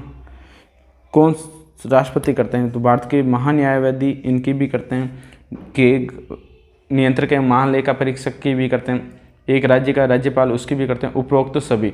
मैं एक बार आपको है ना कि ऐसे कौन कौन से पद हैं जिनकी वो नियुक्ति करते हैं, उन सभी पदों का मैं आपको विवरण बता देता हूँ, ध्यान रखना। पहले तो आप ये ध्यान रखना कि संघ का जो प्रधानमंत्री होंगे और जो मंत्री होंगे उनकी ये नियुक्ति करते हैं, राज्यपाल की नियुक्ति करते हैं, उच्चतम न्यायालय और उच्च न्यायालय के जो न्यायाधीश होते हैं ना उनकी भी करते हैं, भारत के महान्यायवादी हैं उनके संदर्भ में भी आप बात कर सकते हैं, उनकी भी नियुक्ति की जाती है। और अगर आप कहें कि नियंत्रक एवं महालेखा परीक्षक उनकी भी करते हैं, मुख्य निर्वाचन आयुक्त की भी करते हैं, और राष्ट्रीय मानवाधिकार आयोग के जो अध्यक्ष होते हैं और जो सदस्य होते हैं उनकी भी ये नियुक्ति करते हैं। अनुसूचित जाति और जनजाति आयोग के जो अध्यक्ष होते हैं, जो सदस्य होते हैं, इनकी भी नियुक्ति इनके द्वारा की जाती है। संघ राज्य क्षेत्रों के राज्यपाल की या प्रशासक उनकी भी होते हैं, दिल्ली पुदुचेरी के जो मुख्यमंत्री है उनकी, और वित्त आयोग और राजभाषा आयोग हैं उनके स्वरूप में ये क्या करते हैं, उनकी नियुक्ति करते हैं। लेकिन ध्यान रखना, राष्ट्रपति की प्रसाद पर्यंत जो कार्य करने वाले अधिकारी होते हैं राष्ट्रपति के स्वरूप में, एक तो संघ के मंत्री होते हैं यानी यूनियन मिनिस्टर होते हैं, वो राष्ट्रपति के प्रसाद पर्यंत पद धारण करते हैं, एक राज्यपाल करते हैं और एक भारत का महान्यायवादी है, ये राष्ट्रपति के प्रसाद पर्यंत कार्य करते हैं। 66वां क्वेश्चन समझिए आप, केंद्रीय मंत्रिमंडल के मंत्रियों की नियुक्ति कौन करता है? केंद्रीय जो सेंट्रल है उसकी मंत्री की नियुक्ति कौन करता है? तो प्रधानमंत्री की सलाह पर कौन करता है? राष्ट्रपति ही करते हैं। अगला क्वेश्चन, निम्नलिखित में से किसकी नियुक्ति भारत के राष्ट्रपति द्वारा नहीं होती? ऐसा कौन सा पद है जिसकी नियुक्ति भारत के राष्ट्रपति द्वारा नहीं होती है? देखें भारत के राष्ट्रपति के द्वारा नहीं होती, तो मैंने अभी बताया था लोकसभा अध्यक्ष है, ये इनकी नहीं होती। भारत के मुख्य न्यायाधीश है, सेना प्रमुख है, और इनमें से कोई नहीं, तो यहाँ ऑप्शन ए इज करेक्ट हो जाएगा। अगला क्वेश्चन, भारत के राष्ट्रपति की मर्जी तक निम्नलिखित में से कौन अपने पद पर रह सकता है? यानी राष्ट्रपति की जो इच्छा है उसके स्वरूप में, तो आप जानते हैं कौन रहते हैं? राज्यपाल रहते हैं, है ना। बाकी की देखिए, निम्नलिखित में से कौन राष्ट्रपति नियुक्त नहीं करता? ऐसा कौन सा पद है जिसके राष्ट्रपति है वो उनको नियुक्त नहीं करता है? वित्त आयोग को करते हैं, राजकीय भाषा का करते हैं, योजना आयोग ये पीएम के संदर्भ में है, ध्यान रखना, प्राइम मिनिस्टर के संदर्भ में, संघ लोक सेवा आयोग यूपीएससी, तो बी इज करेक्ट, योजना आयोग इसका राइट आंसर होगा। अगला, वित्त बिल यानी धन विधेयक ही है ये, धन विधेयक बिल के लिए किसकी पूर्व स्वीकृति आवश्यक है? तो पूर्व स्वीकृति के लिए राष्ट्रपति महोदय होंगे। अगला, किसी भी अभियुक्त यानी जो दोषी है, उम्मीदवार है, उसकी बात करते हैं, तो किसी भी अभियुक्त की फांसी की सज़ा को बदलने, उसको कम करने अधिकार को किसके पास में? यानी फांसी को कम करने का मतलब ये होता है कि उसकी प्रकृति चेंज करना, उसके स्वरूप को चेंज करना। फांसी कम ज़्यादा नहीं होती है, ध्यान रखना, यानी उसकी प्रकृति चेंज की जाती है। लघुकरण, प्रतिहार, इसको आप ये बोल सकते हैं, तो ये किसके पास में होती है? राष्ट्रपति के पास में होता है।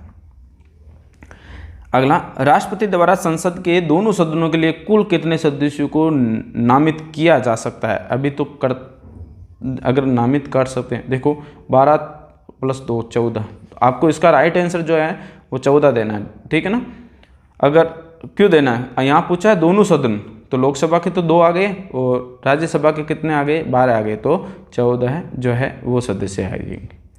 अगला, भारत के राष्ट्रपति को यह अधिकार प्राप्त नहीं है कि वह क्षमा प्रदान करे, है ये तो अध्यादेश जारी कर सकते हैं, आपातकाल के कर सकते हैं, ये नहीं है।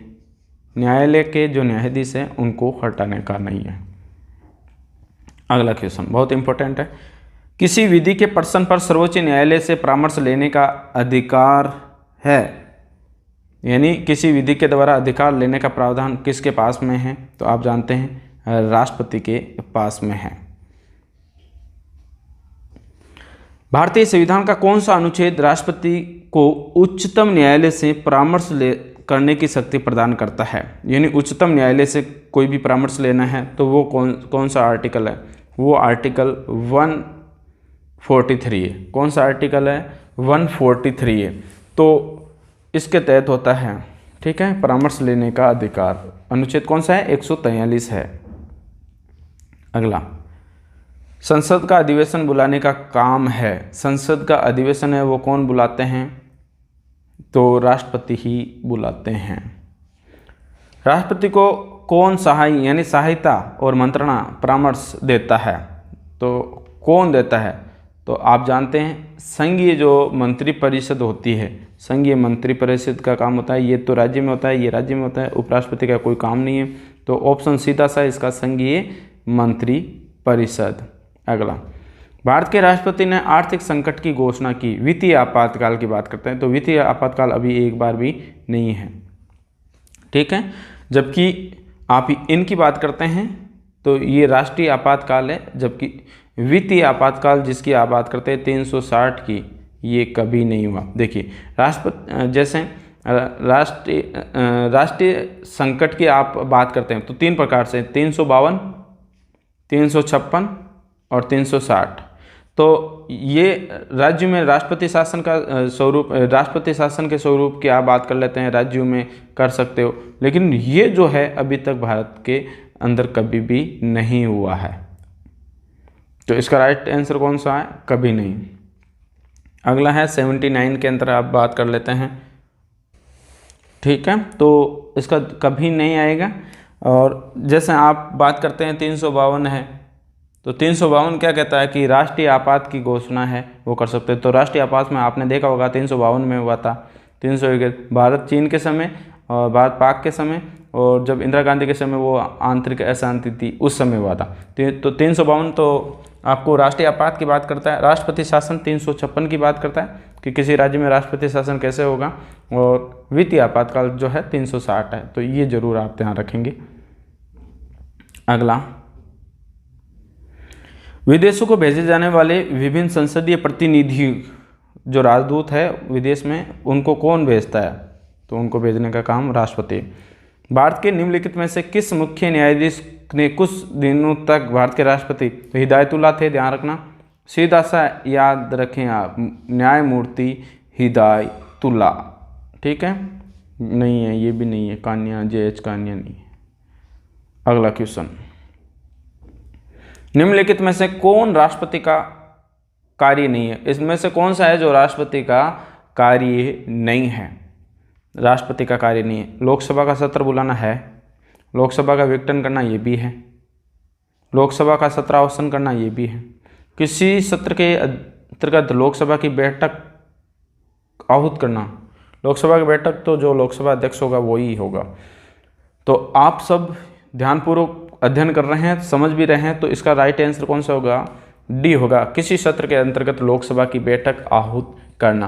ध्यान दें कि शोक कभी पाला नहीं जाता है, शोक कभी पाला नहीं जाता है, कांच के खिलौनों को कभी उछाला नहीं जाता है, मिल जाती है मंजिल कोशिश करने पर, हर बात को किस्मत पर टाला नहीं जाता है। जो ये जानकर बैठे हुए हैं कि किस्मत से हमारा सिलेक्शन हो जाएगा, तो वो विद्यार्थी इस कक्षा से दूर रहने वाले हैं।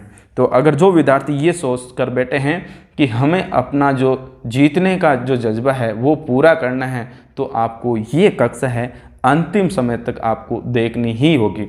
ऐसा नहीं कि आपने राष्ट्रपति संपूर्ण पढ़ा है लेकिन इसमें से वो क्वेश्चन आपके एग्जाम में आ गया जिसका आपने अध्ययन नहीं किया है, तो सारा आपका अध्ययन निरर्थक हो जाएगा।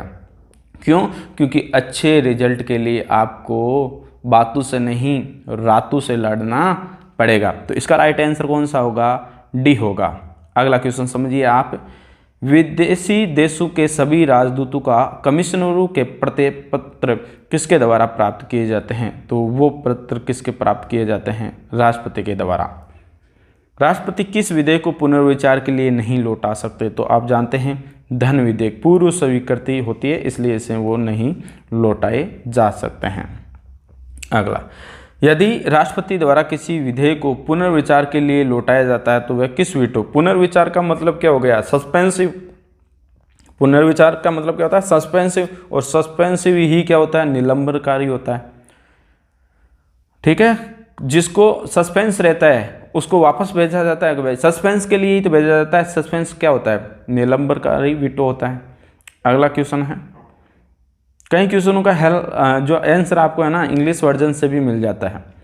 राष्ट्रपति निम्न में से किस सूची के विषय पर अध्यादेश जारी कर सकता है? कौन सी सूची है? राज्य सूची पर नहीं, संघ सूची पर कर सकते हैं, राज्य एवं संघ नहीं, संघ एवं समवर्ती। Option D is correct. अगला, राष्ट्रपति किस सूची के विषयों पर अध्यादेश जारी नहीं कर सकता? कौन सी सूची है जिस पर अध्यादेश जारी नहीं कर सकता? संघीय सूची पर कर सकता है, समवर्ती सूची पर कर सकते हैं, राज्य सूची एवं समवर्ती सूची नहीं कर सकते। राज्य सूची समवर्ती पर कर सकते हैं ना, और राज्य सूची केवल राज्य सूची है उसका नहीं है, नहीं कर सकता। केवल राज्य सूची आएगा, इसमें ध्यान रखना आप, ठीक है। ऑप्शन सी नहीं कर सकता केवल, क्योंकि समवर्ती का मतलब हो गया राज्य के साथ में, है ना, केंद्र और राज्य के साथ में, तो ये तो ऑप्शन होगा। समवर्ती तो है ही, संघीय है ही, ठीक है। तो ऐसा ऑप्शन देखें कि इसमें से जो सुटेबल नहीं है, क्योंकि जब समवर्ती लिखा तो समवर्ती का मतलब क्या हो गया कि संघीय और राज्य, तो इसका मतलब ये तो संबंध पाया जाता है, इसमें संबंध नहीं है राज्य सूची में, तो ये इसका रॉन्ग आंसर हो गया, है ना। इसका यहाँ पे आप राज्य सूची करेंगे। अगला क्वेश्चन, निम्नलिखित में से किस परिस्थिति में राष्ट्रपति अध्यादेश जारी नहीं कर सकता? तो कब जारी नहीं कर सकता है? कि जब केवल राज्यसभा ही सत्र में हो, केवल राज्यसभा सत्र में होगी तब, जब केवल लोकसभा सत्र में होगी तब, यानी जब ये दोनों ही नहीं होगी ना सत्र में, तब कर सकता है वो। जब दोनों सत्र में हो, जब दोनों सत्र में न हो, ये कब किया जा सकता है? जब दोनों सत्र में हो, अध्यादेश जारी नहीं कर सकता। ध्यान रखना, जब दोनों सत्र में होंगे ना तब वो अध्यादेश जारी नहीं कर सकता। जब केवल राज्यसभा ही सत्र में हो तो कर सकता है ना, जब केवल लोकसभा हो सत्र में तो कर सकता है। तो इसका हमें राइट आंसर किस हिसाब से पता लगाना, ध्यान रखना, अध्यादेश जारी नहीं कर सकता जब दोनों सत्र में हो, यानी जब दोनों सत्र में होंगे ना, कि लोकसभा ही संचालित हो रही है और राज्यसभा ही संचालित हो रही है, जब दोनों संचालित हो रही है तब ये अध्यादेश जारी नहीं कर सकते। अध्यादेश का कौन सा आर्टिकल है? अनुच्छेद 123 है, उसके माध्यम से जब दोनों सत्र में हैं तब नहीं कर सकते, और जब दोनों सत्र में न हो तो अध्यादेश जारी कर सकते हैं। इतना जरूर आप ध्यान रखेंगे। अगला क्वेश्चन, जब कोई विधेयक संसद द्वारा पारित हो जाता है तो राष्ट्रपति को अधिकार है कि वे उसे संशोधित कर सकता है, अस्वीकार कर सकते हैं, अपने पास अनिश्चित काल तक नहीं रख सकता है, पुनर्विचार के लिए वापस भेज सकता है। बिल्कुल, पुनर्विचार के लिए वो वापस भेज सकता है। अगला, भारत के राष्ट्रपति संसद के दोनों सदनों के प्रथम सत्र के प्रारंभ होने को जो संबोधित करते हैं, कौन कौन से? प्रतिवर्ष करते हैं, बिल्कुल करते हैं। लोकसभा के लिए प्रत्येक आम चुनाव के बाद, जैसे 5 साल का इलेक्शन होकर पहली जो सदन की बैठक हो रही है तब भी करते हैं, तो प्रतिवर्ष भी करते हैं, तो ए और बी दोनों होंगे, ए और बी दोनों। अगला, संविधान के अनुच्छेद 124 के अंतर्गत राष्ट्रपति निम्नलिखित में से क्या कर सकता है? राष्ट्रपति क्या कर सकता है? तो इसका राइट आंसर देखिए, 124 सर्वोच्च न्यायालय के परामर्श, सर्वोच्च न्यायालय के न्यायाधीशों की नियुक्ति, हाँ 124 ही नियुक्ति का प्रावधान है न्यायाधीशों के संदर्भ में। उच्च न्यायालय के न्यायाधीशों की नियुक्ति, नियंत्रक एवं लेखा परीक्षक। 124 जो है वो सर्वोच्च न्यायालय के न्यायाधीशों की नियुक्ति के संदर्भ में है, तो इसके अंतर्गत राष्ट्रपति है वो ये कार्य कर सकते हैं। सर्वोच्च न्यायालय के न्यायाधीशों की नियुक्ति, आर्टिकल 124। अगला, किसी मृत्युदंड पाए अपराधी को समाधान करने की शक्ति निम्नलिखित में से किसके पास है? तो वो किसके पास में है? केवल राष्ट्रपति है उसके पास में होती है, राज्यपाल को नहीं होती। राज्यपाल क्या कर सकता है? वो जो है उसको रोक सकता है ओनली, माफ नहीं कर सकते हैं। अगला, अप्रत्याशित व्यय यानी जो फालतू खर्च है उसकी बात कर रहे हैं, तो उन खर्चों के लिए निम्नलिखित में से कौन भारत का जो है आंशिक आकस्मिक निधि से धन निकाल सकता है? धन आकस्मिक निधि से राष्ट्रपति है वो ही निकाल सकता है, बाकी कोई नहीं निकाल सकता। प्रधानमंत्री नहीं निकाल सकता, संसद नहीं है, वित्त मंत्री। अब देखिए संसद इसका ऑप्शन अगर आप मानते हैं तो आप ये कह सकते हैं कि सर संसद में आते हैं, तो संसद के स्वरूप में राज्यसभा लोकसभा भी आते हैं, लेकिन राइट आंसर धन निकालने के लिए जो होते हैं वो कंडीशन देखी जाती है राष्ट्रपति के द्वारा, तब वो निकाला जाता है आकस्मिक निधि से, ऐसा नहीं निकाला जा सकता। जैसे राज्य में राज्यपाल। निम्नलिखित में से कौन सा अधिकार भारत के राष्ट्रपति को प्राप्त नहीं है? इनमें से कौन सा अधिकार है जो भारत के राष्ट्रपति को प्राप्त नहीं है? तो उच्च न्यायालय तथा उच्च न्यायालय के न्यायाधीशों की नियुक्ति का, उच्च न्यायालय तथा उच्च न्यायालय के न्यायाधीशों की नियुक्ति का, ये तो है अभी बताया था। सर्वोच्च न्यायालय में तो 124 है। इसका अगला उच्च न्यायालय तथा उच्च न्यायालय के अधिकारों को हस्तगत करने का, हस्तगत कर तो नहीं है, ये प्राप्त नहीं है एक तो, लेकिन सारे देखें। प्रधानमंत्री अन्य मंत्रियों की नियुक्ति ये तो करते ही हैं। संसद का अधिवेशन पहले वर्ष और जब नई लोकसभा का गठन होता है तब भी होता है सत्रावसान करने का, ये तो है। तो ऑप्शन बी इज करेक्ट। अगला क्वेश्चन, किन किन परिस्थितियों में राष्ट्रपति संसद का संयुक्त अधिवेशन है वो आहूत कर सकते हैं? कौन सी कंडीशन है? तो ध्यान रखना, एक सदन द्वारा पारित विधेयक को दूसरे सदन द्वारा रद्द करने, बिल्कुल उस समय संयुक्त अधिवेशन है वो बुला सकते हैं। एक सदन द्वारा विधेयक में प्रस्तावित संशोधन दूसरे सदन द्वारा स्वीकार न किए जाने पर तब भी बुला सकते हैं वो। एक सदन द्वारा विधेयक की प्राप्ति 6 माह तक कोई कार्यवाही नहीं करता है तब भी बुला सकते हैं। उपरोक्त सभी परिस्थिति, इसका राइट आंसर होगा उपरोक्त सभी परिस्थिति। जब ये कार्य नहीं होंगे कि एक सदन उसे रद्द कर रहा है, दूसरा सदन स्वीकार नहीं कर रहा है, 6 माह तक कोई कार्यवाही नहीं होती है, तो इसका राइट आंसर होगा डी होगा। अगला, किसी संस्तुति के आधार पर भारत का राष्ट्रपति आकस्मिक निधि से धन है वो व्यय कर सकता है? किसके संस्तुति पर? ध्यान से देखिए, किसकी संस्तुति पर? तो राष्ट्रपति को तो किसी की आवश्यकता ही नहीं होती, तो राष्ट्रपति तो अपने विवेक से काम करता है ना आकस्मिक निधि के लिए। लोक लेखा समिति नहीं, लोकसभा नहीं, संसद नहीं, किसी संस्तुति की जरूरत नहीं, ये रहा ऑप्शन डी इज करेक्ट। कोई आवश्यकता नहीं होती, वो जब चाहे तब निकाल सकते हैं, लेकिन आकस्मिक कंडीशन में ही निकाला जाता। संविधान के किस अनुच्छेद के अंतर्गत राष्ट्रपति संघीय मंत्रिपरिषद को सलाह मानने के लिए बाध्य है? यानी ऐसी कौन सी कंडीशन है जिसमें वो संविधान की जो है बाध्यता मानते हैं, संघीय मंत्रिपरिषद की सलाह मानने के लिए बाध्य हैं? तो संविधान की सलाह मानने के लिए बाध्य जो आर्टिकल है वो कौन सा है?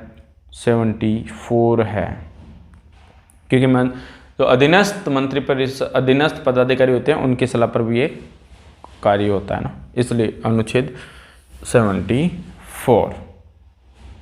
अगला क्वेश्चन समझिए आप, युद्ध अथवा भारत पर आक्रमण होने की स्थिति में निम्नलिखित में से कौन अंतिम रूप से आक्रमणकारी के विरुद्ध युद्ध की घोषणा कर सकता है? तो वो कौन करते हैं? राष्ट्रपति ही करते हैं। ध्यान रखना, कौन करते हैं? राष्ट्रपति करते हैं। अगला क्वेश्चन, भारतीय संविधान के अनुसार भारत के राष्ट्रपति का यह कर्तव्य है कि वे निम्नलिखित में से किनको संसद के पटल पर रखवाए? ऐसा कौन सा है जिसके माध्यम से वो पटल पर रखवाने का काम कर रहे हैं? वित्त आयोग की सिफारिश से बिल्कुल रखवा सकता है।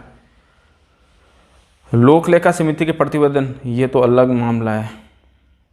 नियंत्रक एवं महालेखा परीक्षक बिल्कुल किए गए। राष्ट्रीय अनुसूचित जाति के प्रतिवेदन बिल्कुल 1 3 4 1 3 4 सी इज करेक्ट।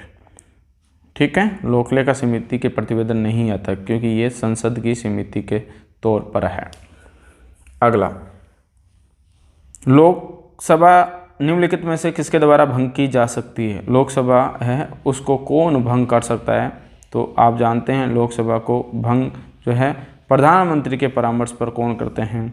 राष्ट्रपति करते हैं। इनमें से लोकसभा, ये बी इज करेक्ट। प्रधानमंत्री के परामर्श द्वारा राष्ट्रपति। अगला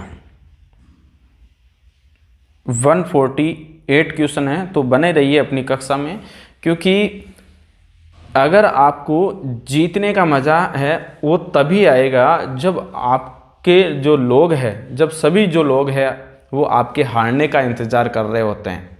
क्योंकि मैंने अभी आपको बताया था कि जो अपने कदमों की काबिलियत पर विश्वास रखते हैं वो ही अक्सर मंजिल तक पहुंचते हैं। जिनको अपनी कैपेसिटी है कि मैं ये प्राप्त कर सकता हूं, तो वो इस कक्षा में बने रहेंगे, क्योंकि शौक को कभी पाला नहीं जाता है, कांच के खिलौनों को कभी उछाला नहीं जाता है। मिल जाती है मंजिल कोशिश करने पर, हर बात को किस्मत पर टाला नहीं जाता है। तो जो किस्मत लेकर बैठे हुए हैं तो वो कक्षा है, इस कक्षा से उनको कोई फ़ायदा नहीं है, क्योंकि मेहनत से ही अपनी किस्मत है, उसकी तकदीर है, उसको बदल सकते हैं। तो अच्छे रिजल्ट के लिए आपको बातें नहीं करनी है, अपनी इस रात है, इस रातों से आपको लड़ना ही पड़ेगा। समझिए अगला क्वेश्चन 101। राष्ट्रपति निम्नलिखित में से किस परिस्थितियों में आपातकाल की घोषणा कर सकता है? ऐसी कौन सी कंडीशन है जिसके अंतर्गत वो घोषणा कर सकते हैं? प्रधानमंत्री के मौखिक परामर्श पर नहीं कर सकते। प्रधानमंत्री तथा मंत्रिपरिषद के लिखित परामर्श पर, स्वयं विवेक से संसद द्वारा बहुमत पारित पर। तो प्रधानमंत्री तथा मंत्रिपरिषद के लिखित परामर्श पर ये कार्य कर सकते हैं। अगला, राष्ट्रपति संविधान के किस अनुच्छेद के अंतर्गत अध्यादेश जारी करते हैं? तो मैंने आपको अध्यादेश का अभी बताया था 1, 2, 3, 123, जब दोनों ही नहीं अस्तित्व में कार्य करती है तब। मान के चलो राष्ट्रीय आपातकाल लगा हुआ है तो दोनों का कार्य नहीं हो रहा है, तो उस समय अनुच्छेद 123 के तहत जो अध्यादेश है वो जारी कर सकते हैं। अगला, राष्ट्रपति किस स्थिति में अध्यादेश जारी कर सकता है? ये आ गया सब वापस क्वेश्चन, किस कंडीशन में कर सकता है? तो आप जानते हैं सदन के अधिवेशन न रहने की स्थिति में, है ना। सदन का जब अधिवेशन नहीं होता है तब इस स्थिति में, आपातकाल में, रीति आपातकाल में, लोकसभा के अधिवेशन न रहने की स्थिति में, तो आप सदन बोल दो, है ना। तो सदन की स्थिति जब होगी तो उस समय ये क्या कर सकते हैं? अध्यादेश जारी। सदन का मतलब लोकसभा राज्यसभा दोनों ही आ गया है, ध्यान रखना आप, ठीक है। अगला क्वेश्चन समझिए आप, राष्ट्रपति द्वारा जारी एक अध्यादेश संसद के सत्र शुरू होने के बाद कितने समय तक रखा जाना आवश्यक है? तो आप जानते हैं कि कितने तक, 6 सप्ताह, है ना, 6 सप्ताह तक रखा जा सकता है। अगला, भारतीय राष्ट्रपति अपनी समाधान शक्ति का प्रयोग निम्न से किस प्रकार के दंड के मामले में कर सकता है? ऐसा कौन सा मामला है जिसके संदर्भ में वो कर सकते हैं? मृत्युदंड बिल्कुल कर सकते हैं। सैनिक अदालत द्वारा दिए गए जो दंड का प्रावधान है उसमें वो कर सकते हैं। और ऐसे मामलों में दिए गए दंड पर जो संघीय कार्यपालिका के क्षेत्राधिकार के आते हैं, ये भी हैं, ऑप्शन डी, उपरोक्त सभी मामलों में कर सकते हैं, क्योंकि राष्ट्रपति सर्वोच्च कमांडर होता है। भारत के राष्ट्रपति के पास कौन सी वीटो शक्ति होती है? कौन सी होती है? पूर्ण निषेध की होती है, पॉकेट की भी होती है, निलंबित, सस्पेंसिव होती है, उपरोक्त सभी। IAS 1991 में अपने जन्म से पहले का क्वेश्चन है ये, तो ये भी डी, ठीक है। इसका ऑप्शन कौन सा होगा? उपरोक्त सभी। अगला क्वेश्चन समझिए, अगला क्वेश्चन क्या कह रहा है? भारत के राष्ट्रपति ने जिस एकमात्र मामले में वीटो शक्ति का प्रयोग किया गया था वो कौन सा था? तो मैं आपको वीटो शक्ति के संदर्भ में बता दूं कि कहाँ पर किस प्रकार से किया गया था। तो इसका जो राइट आंसर होगा वो भारतीय डाक और संशोधन अधिनियम, इसका जो प्रयोग किया था वो किया था ज्ञानी जैल सिंह ने। ज्ञानी जैल सिंह है, इन्होंने किया था, और ये बात है 1966 की। ज्ञानी जैल सिंह ने इसका प्रयोग किया था, भारतीय डाकघर संशोधन अधिनियम है उसके अंतर्गत। ये जो सिख जो थे उनसे संबंध रखने वाले ज्ञानी जैल सिंह, ठीक है। अगला, भारत के जो राष्ट्रपति है वो लोकसभा में किन 2 सदस्यों को मनोनीत करने का अधिकार, अब तो गए, ठीक है, एंग्लो इंडियन की बात थी, ठीक है, उसमें 1985 और 88 में ये IAS में क्वेश्चन पूछा गया है, तो एंग्लो इंडियन के संदर्भ में था, लेकिन वर्तमान में नहीं। ध्यान रखना, मैं आपको कुछ आर्टिकल बता दूं, जैसे 330 की बात करते थे, 331 की बात करते थे, 332 की बात करते थे और 333 की बात करते थे, ठीक है। तो देखिए, ये लोकसभा में SC ST के जो पद है उसकी बात करता है, ये एंग्लो इंडियन की बात करता है, और ये विधानसभा में SC ST के लिए बात करता है, और ये विधानसभा में एंग्लो इंडियन के संदर्भ में बात करता है। राजस्थान से आज तक कोई भी जो है वो एंग्लो इंडियन नहीं चुना गया। तो जहां आप 331 की बात करते हैं, ये वाला और 333, ये दोनों आर्टिकल क्या हो गए हैं, निरसित कर दिए गए हैं, ठीक है। तो इसका राइट आंसर कौन सा होगा, एंग्लो इंडियन। वर्तमान में ऐसा प्रावधान नहीं है। किसके संदर्भ में बात करेंगे एंग्लो इंडियन के, 104वां जो संविधान संशोधन हुआ था ना, इसके संदर्भ में आपको बात करनी है। अगला, राष्ट्रपति उपराष्ट्रपति की अनुपस्थिति में कौन कार्यभार, तो आप जानते हैं सर्वोच्च न्यायालय के जो मुख्य न्यायाधीश है वो इस कार्य को संभालते हैं। अगला क्वेश्चन समझिए, लोकसभा द्वारा पारित विधेयक यदि राष्ट्रपति लोकसभा को पुनर्विचार के लिए लौटाता है और लोकसभा उससे पूर्ववत पास करके राष्ट्रपति के पास भेज देती है, तो राष्ट्रपति विधेयक को क्या करते हैं, यानी ऐसी कंडीशन में उन्हें क्या करना पड़ेगा। तो इसका राइट आंसर कौन सा होगा, क्योंकि जब पूर्ववत वापस आ गया तो उनको अनुमति देनी ही होगी, उस कंडीशन में उनको क्या करना होगा, अनुमति देनी ही होगी। अगला, अध्यादेश जारी करने का अधिकार राष्ट्रपति का कौन सा अधिकार है, अध्यादेश जो जारी करने का अधिकार है वो राष्ट्रपति का कौन सा अधिकार है, तो वो विधायी है। कौन सा अधिकार है, वो विधायी अधिकार है, प्रशासनिक नहीं है, न्यायिक नहीं है, वैयक्तिक नहीं है, ये विधायी अधिकार होता है, ठीक है, अध्यादेश से संबंधित। अध्यादेश 123 के संदर्भ में आप बात करते हैं आर्टिकल। अगला क्वेश्चन समझिए, निम्नलिखित में से किसकी नियुक्ति राष्ट्रपति द्वारा की जाती है, वित्त आयोग का अध्यक्ष, वित्त आयोग के अध्यक्ष इसकी की जाती है, योजना आयोग, ये तो PM से संबंधित है, नहीं, ये तो नहीं होगा। संघ राज्य क्षेत्र के मुख्यमंत्री को तो राज्यपाल, तो केवल एक ये रहा, केवल एक, A इज करेक्ट। अगला, निम्नलिखित में से कौन सा राष्ट्रपति के निर्वाचन का भाग है परंतु उसके महाभियोग अधिकरण का भाग नहीं है, तो आप जानते हैं कि जो लोकसभा है वो तो भाग लेती है, यहाँ महाभियोग चल सकता है, राज्यसभा है वो भी हो सकता है, राज्यों की विधानसभाएं हैं, ठीक है, क्योंकि ये तो पहले ही भाग नहीं लेती है ना, ये भाग लेती है लेकिन महाभियोग में नहीं लेती है, इलेक्शन में भाग लेने का अधिकार है।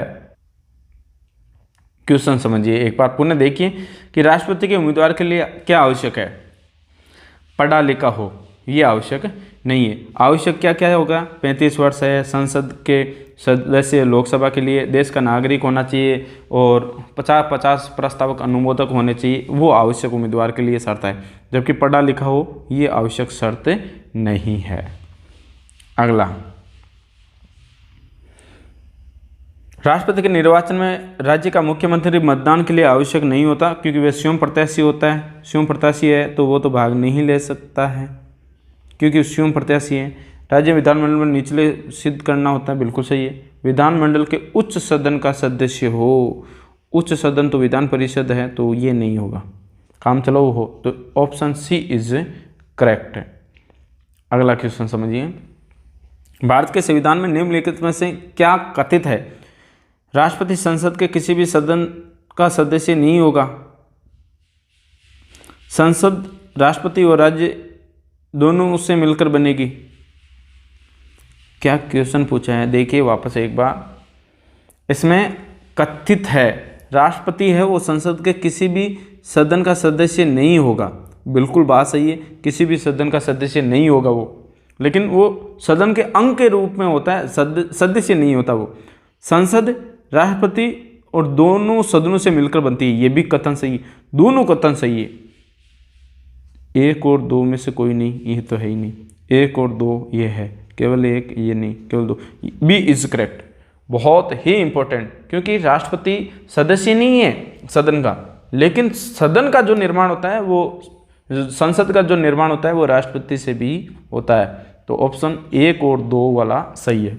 अगला, भारत एक गणतंत्र है, इसका क्या अर्थ है? गणतंत्र का क्या अर्थ होता है? तो सीधा सा जानते हैं आप, अंतरिम अधिकार जनता के पास है, संसदीय शासन व्यवस्था है, वंशानुगत शासन व्यवस्था नहीं है, भारत में राज्यों का संघ है। तो आप जानते हैं सी, वंशानुगत शासन नहीं है, इसका मतलब ये है।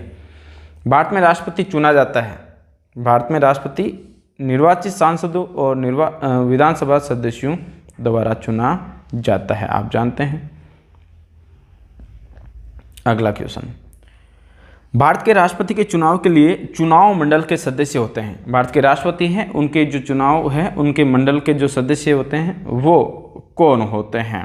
तो इसका आंसर देखिए, लोकसभा के चुने हुए सदस्य बिल्कुल होते हैं, राज्यसभा के चुने हुए सदस्य ये भी होते हैं, राज्य विधानसभा के चुने हुए यानी निर्वाचित सदस्य ये भी होते हैं, विधान परिषद के नहीं होते हैं।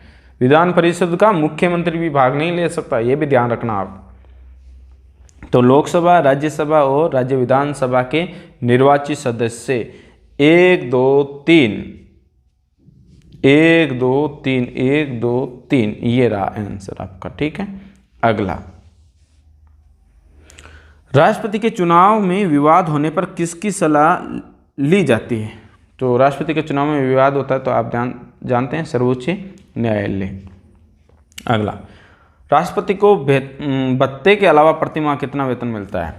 पहले ये मिलता था, ठीक है, वर्तमान में कितना मिलता है?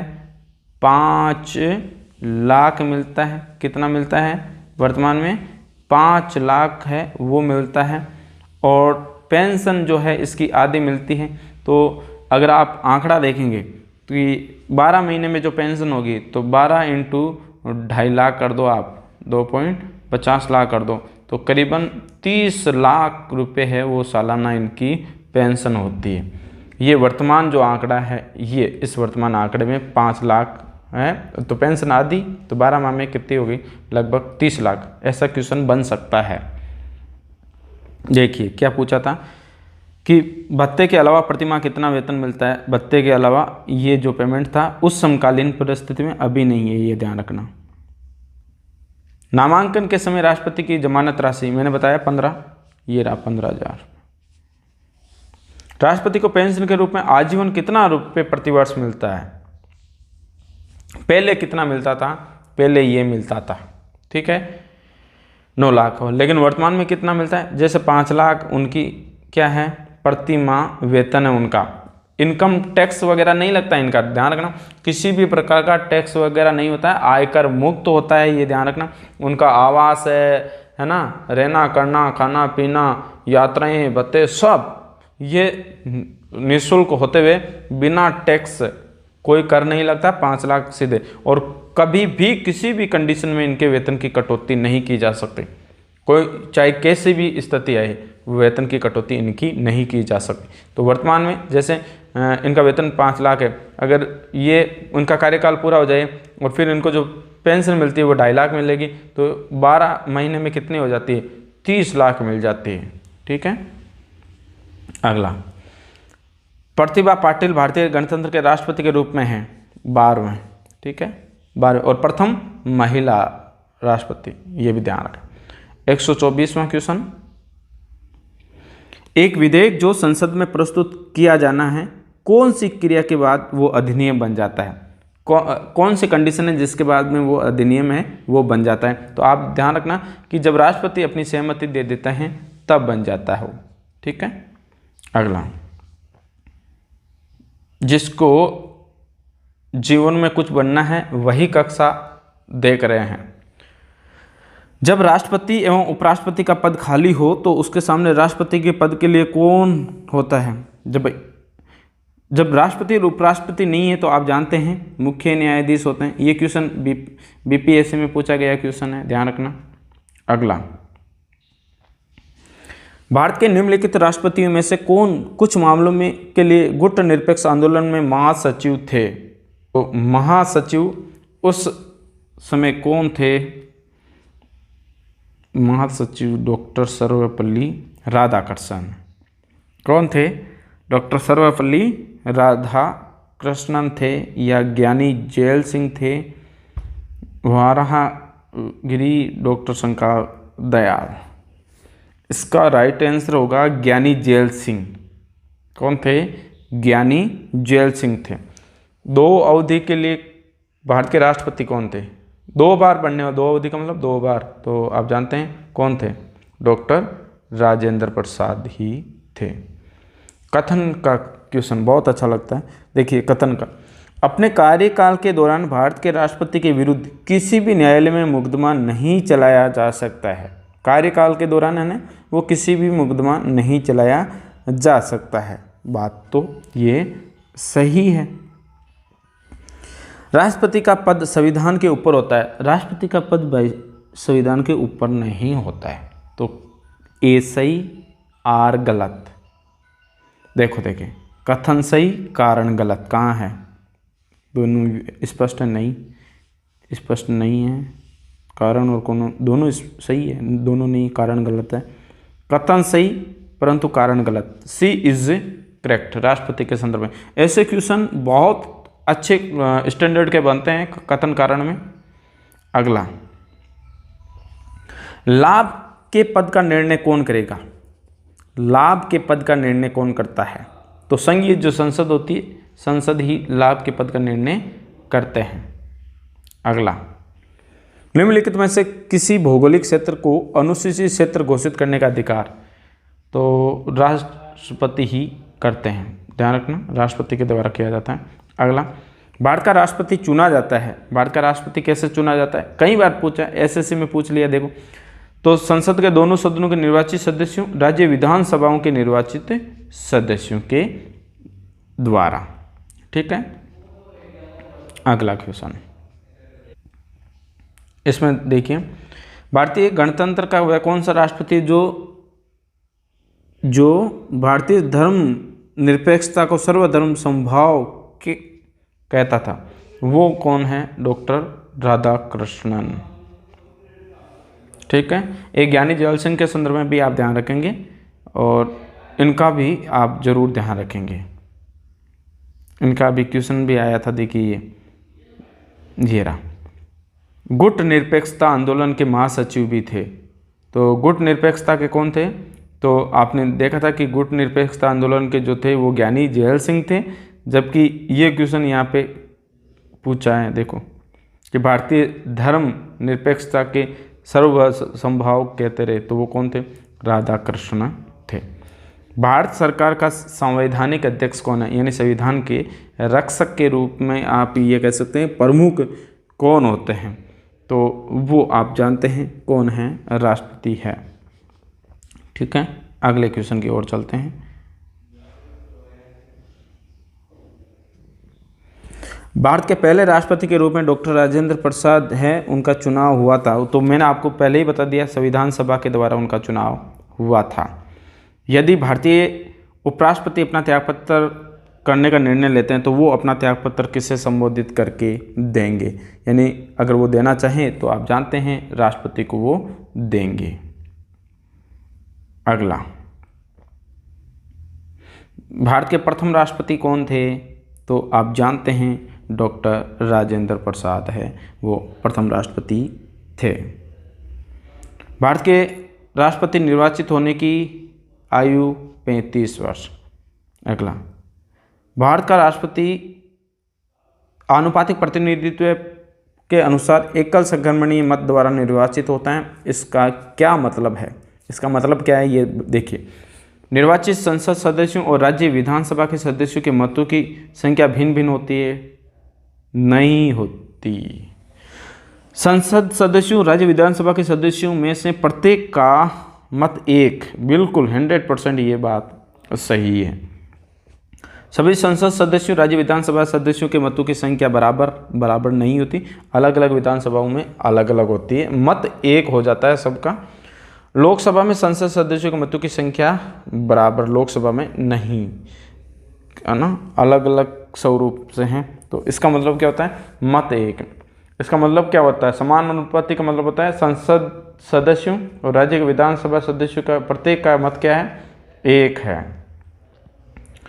अगला, भारत के राष्ट्रपति पर महाभियोग लगाने का अधिकार किसको, भारत के जो है संसद के दोनों सदन हैं वो महाभियोग है वो लगा सकते हैं। महाभियोग से संबंधित बात करते हैं तो अनुच्छेद जो 61 है उसके स्वरूप की आप बात कर सकते हैं। अगला, भारत में राष्ट्रपति राज्यसभा में कितने सदस्यों को मनोनीत कर सकता है, राज्यसभा में तो आप जानते हैं कितने, 12 सदस्य। अगला, संविधान के अनुसार निम्नलिखित में से शब्द से भारत के राष्ट्रपति की शक्ति निहित नहीं है, इनमें से कौन सी शक्ति है वो निहित नहीं है। तो आप जानते हैं कि अध्यादेश का प्रखंड बिल्कुल है, उच्चतम न्यायालय के परामर्श है, संसद के दोनों सदनों को संदेश भेजना, ये लोकसभा अध्यक्ष है ना, और वहाँ राज्यसभा के सभापति उपराष्ट्रपति आ जाते हैं, समाधानी। तो ऑप्शन सी इज करेक्ट, ये नहीं है, शब्द से, ठीक है। कि शब्द से का मतलब होता है कि क्या वास्तव में संविधान में उल्लेखित है। अगला, भारत के राष्ट्रपति निर्वाचन में भाग लेते हैं। राष्ट्रपति के निर्वाचन में संसद के दोनों सदनों के सदस्य, लोकसभा के सदस्य, राज्यसभा के संसद के दोनों सदनों निर्वाचित सदस्य, राज्यसभा और केंद्र शासित प्रदेशों के विधानसभाओं के निर्वाचित सदस्य। तो आप जानते हैं उसका राइट आंसर कौन सा होगा, डी होगा। संसद में शामिल है भारतीय राष्ट्रपति, राज्यसभा, लोकसभा, मुख्य चुनाव आयुक्त। तो संसद में शामिल नहीं है, तो संसद में यह शामिल है, ये भी शामिल है, ये भी शामिल है, कौन नहीं है, मुख्य निर्वाचन आयुक्त नहीं है। अगले क्वेश्चन देखिए, युद्ध की घोषणा शांति का फैसला करने में कानूनी रूप से सक्षम है। तो आप जानते हैं राष्ट्रपति ही होते हैं। आपातकाल के संदर्भ में बात करते हैं, राष्ट्रीय आपातकाल की बात जो है 352 है, राष्ट्रपति शासन है 356 है, वित्तीय आपातकाल है 360 है, जो आज तक कभी नहीं लगा। एक व्यक्ति को कितनी बार भारत का राष्ट्रपति, तो वो आप जानते हैं कई बार, है ना, उसको कई बार राष्ट्रपति बनने का अवसर है। राष्ट्रपति चुनाव का विवाद कौन करता है, तो राष्ट्रपति चुनाव का विवाद का निपटारा जो करेगा संसद नहीं करती, सर्वोच्च न्यायालय, उच्च न्यायालय के दोनों या सर्वोच्च न्यायालय, इनमें से कौन करता है, ध्यान रखना, इनमें से उच्च न्यायालय तो नहीं करता है, सर्वोच्च न्यायालय करता है। तो बेटर ऑप्शन कौन सा है, सी इज करेक्ट, सर्वोच्च न्यायालय। अगला देखिए कि निम्नलिखित में से कौन भारत के राष्ट्रपति चुनाव में भाग नहीं लेता। तो आप जानते हैं विधान परिषद है वो भारत के राष्ट्रपति के चुनाव में भाग नहीं लेती। अगला, भारत के प्रथम 3 राष्ट्रपतियों के अनुसार उन्हें बाद का सही क्रम क्या है, यानी क्रम से जमाना है आपको ये ध्यान रखना। तो राजेंद्र प्रसाद, डॉक्टर जाकिर नहीं, राधाकृष्णन थे, डॉक्टर राजेंद्र प्रसाद, राधाकृष्णन, फिर जाकिर हुसैन, ये सही है। डॉक्टर राधाकृष्णन पहले थे ही नहीं, तो आपको यही पता लग रहा है C is correct, sorry B is correct, Rajendra Prasad, Radhakrishnan और जाकिर हुसैन। ये आज का अपना अंतिम क्वेश्चन था। अब देखिए मोटिवेशन कोट आपके लिए कि जो अपने कदमों की काबिलियत पर विश्वास रखते हैं वही अक्सर मंजिल पर पहुंचते हैं। यानी जिनको अपने कदमों पर विश्वास है वही अपने विश्वास के दौर पर जो काबिलियत होना चाहते हैं वो ही व्यक्ति अपनी मंजिल तक पहुंचते हैं। तो आज की कक्षा के अंतर्गत जो आपने महत्वपूर्ण प्रश्नावली राष्ट्रपति के संदर्भ में समझी है, अगर आपने ध्यानपूर्वक सुना है तो ये आपके लिए इन क्वेश्चनों के अतिरिक्त ऐसा कोई मेरे हिसाब से आज तक के आए हुए क्वेश्चनों में से नहीं बचा होगा जो मैंने आपको नहीं करवाया है। और बाकी के जो टॉपिक्स रहेंगे उन पे बहुत जल्द और नए स्वरूप में हम वीडियो लेक्चर है वो बनाएंगे, और ये समस्त लेक्चर को अब धीरे धीरे हम लाइव सेशन के माध्यम से संपन्न करने वाले हैं। तब तक बने रहिए अपनी इस कक्षा में। मिलते हैं एक नए वीडियो के साथ में। Thank you. जय हिंद।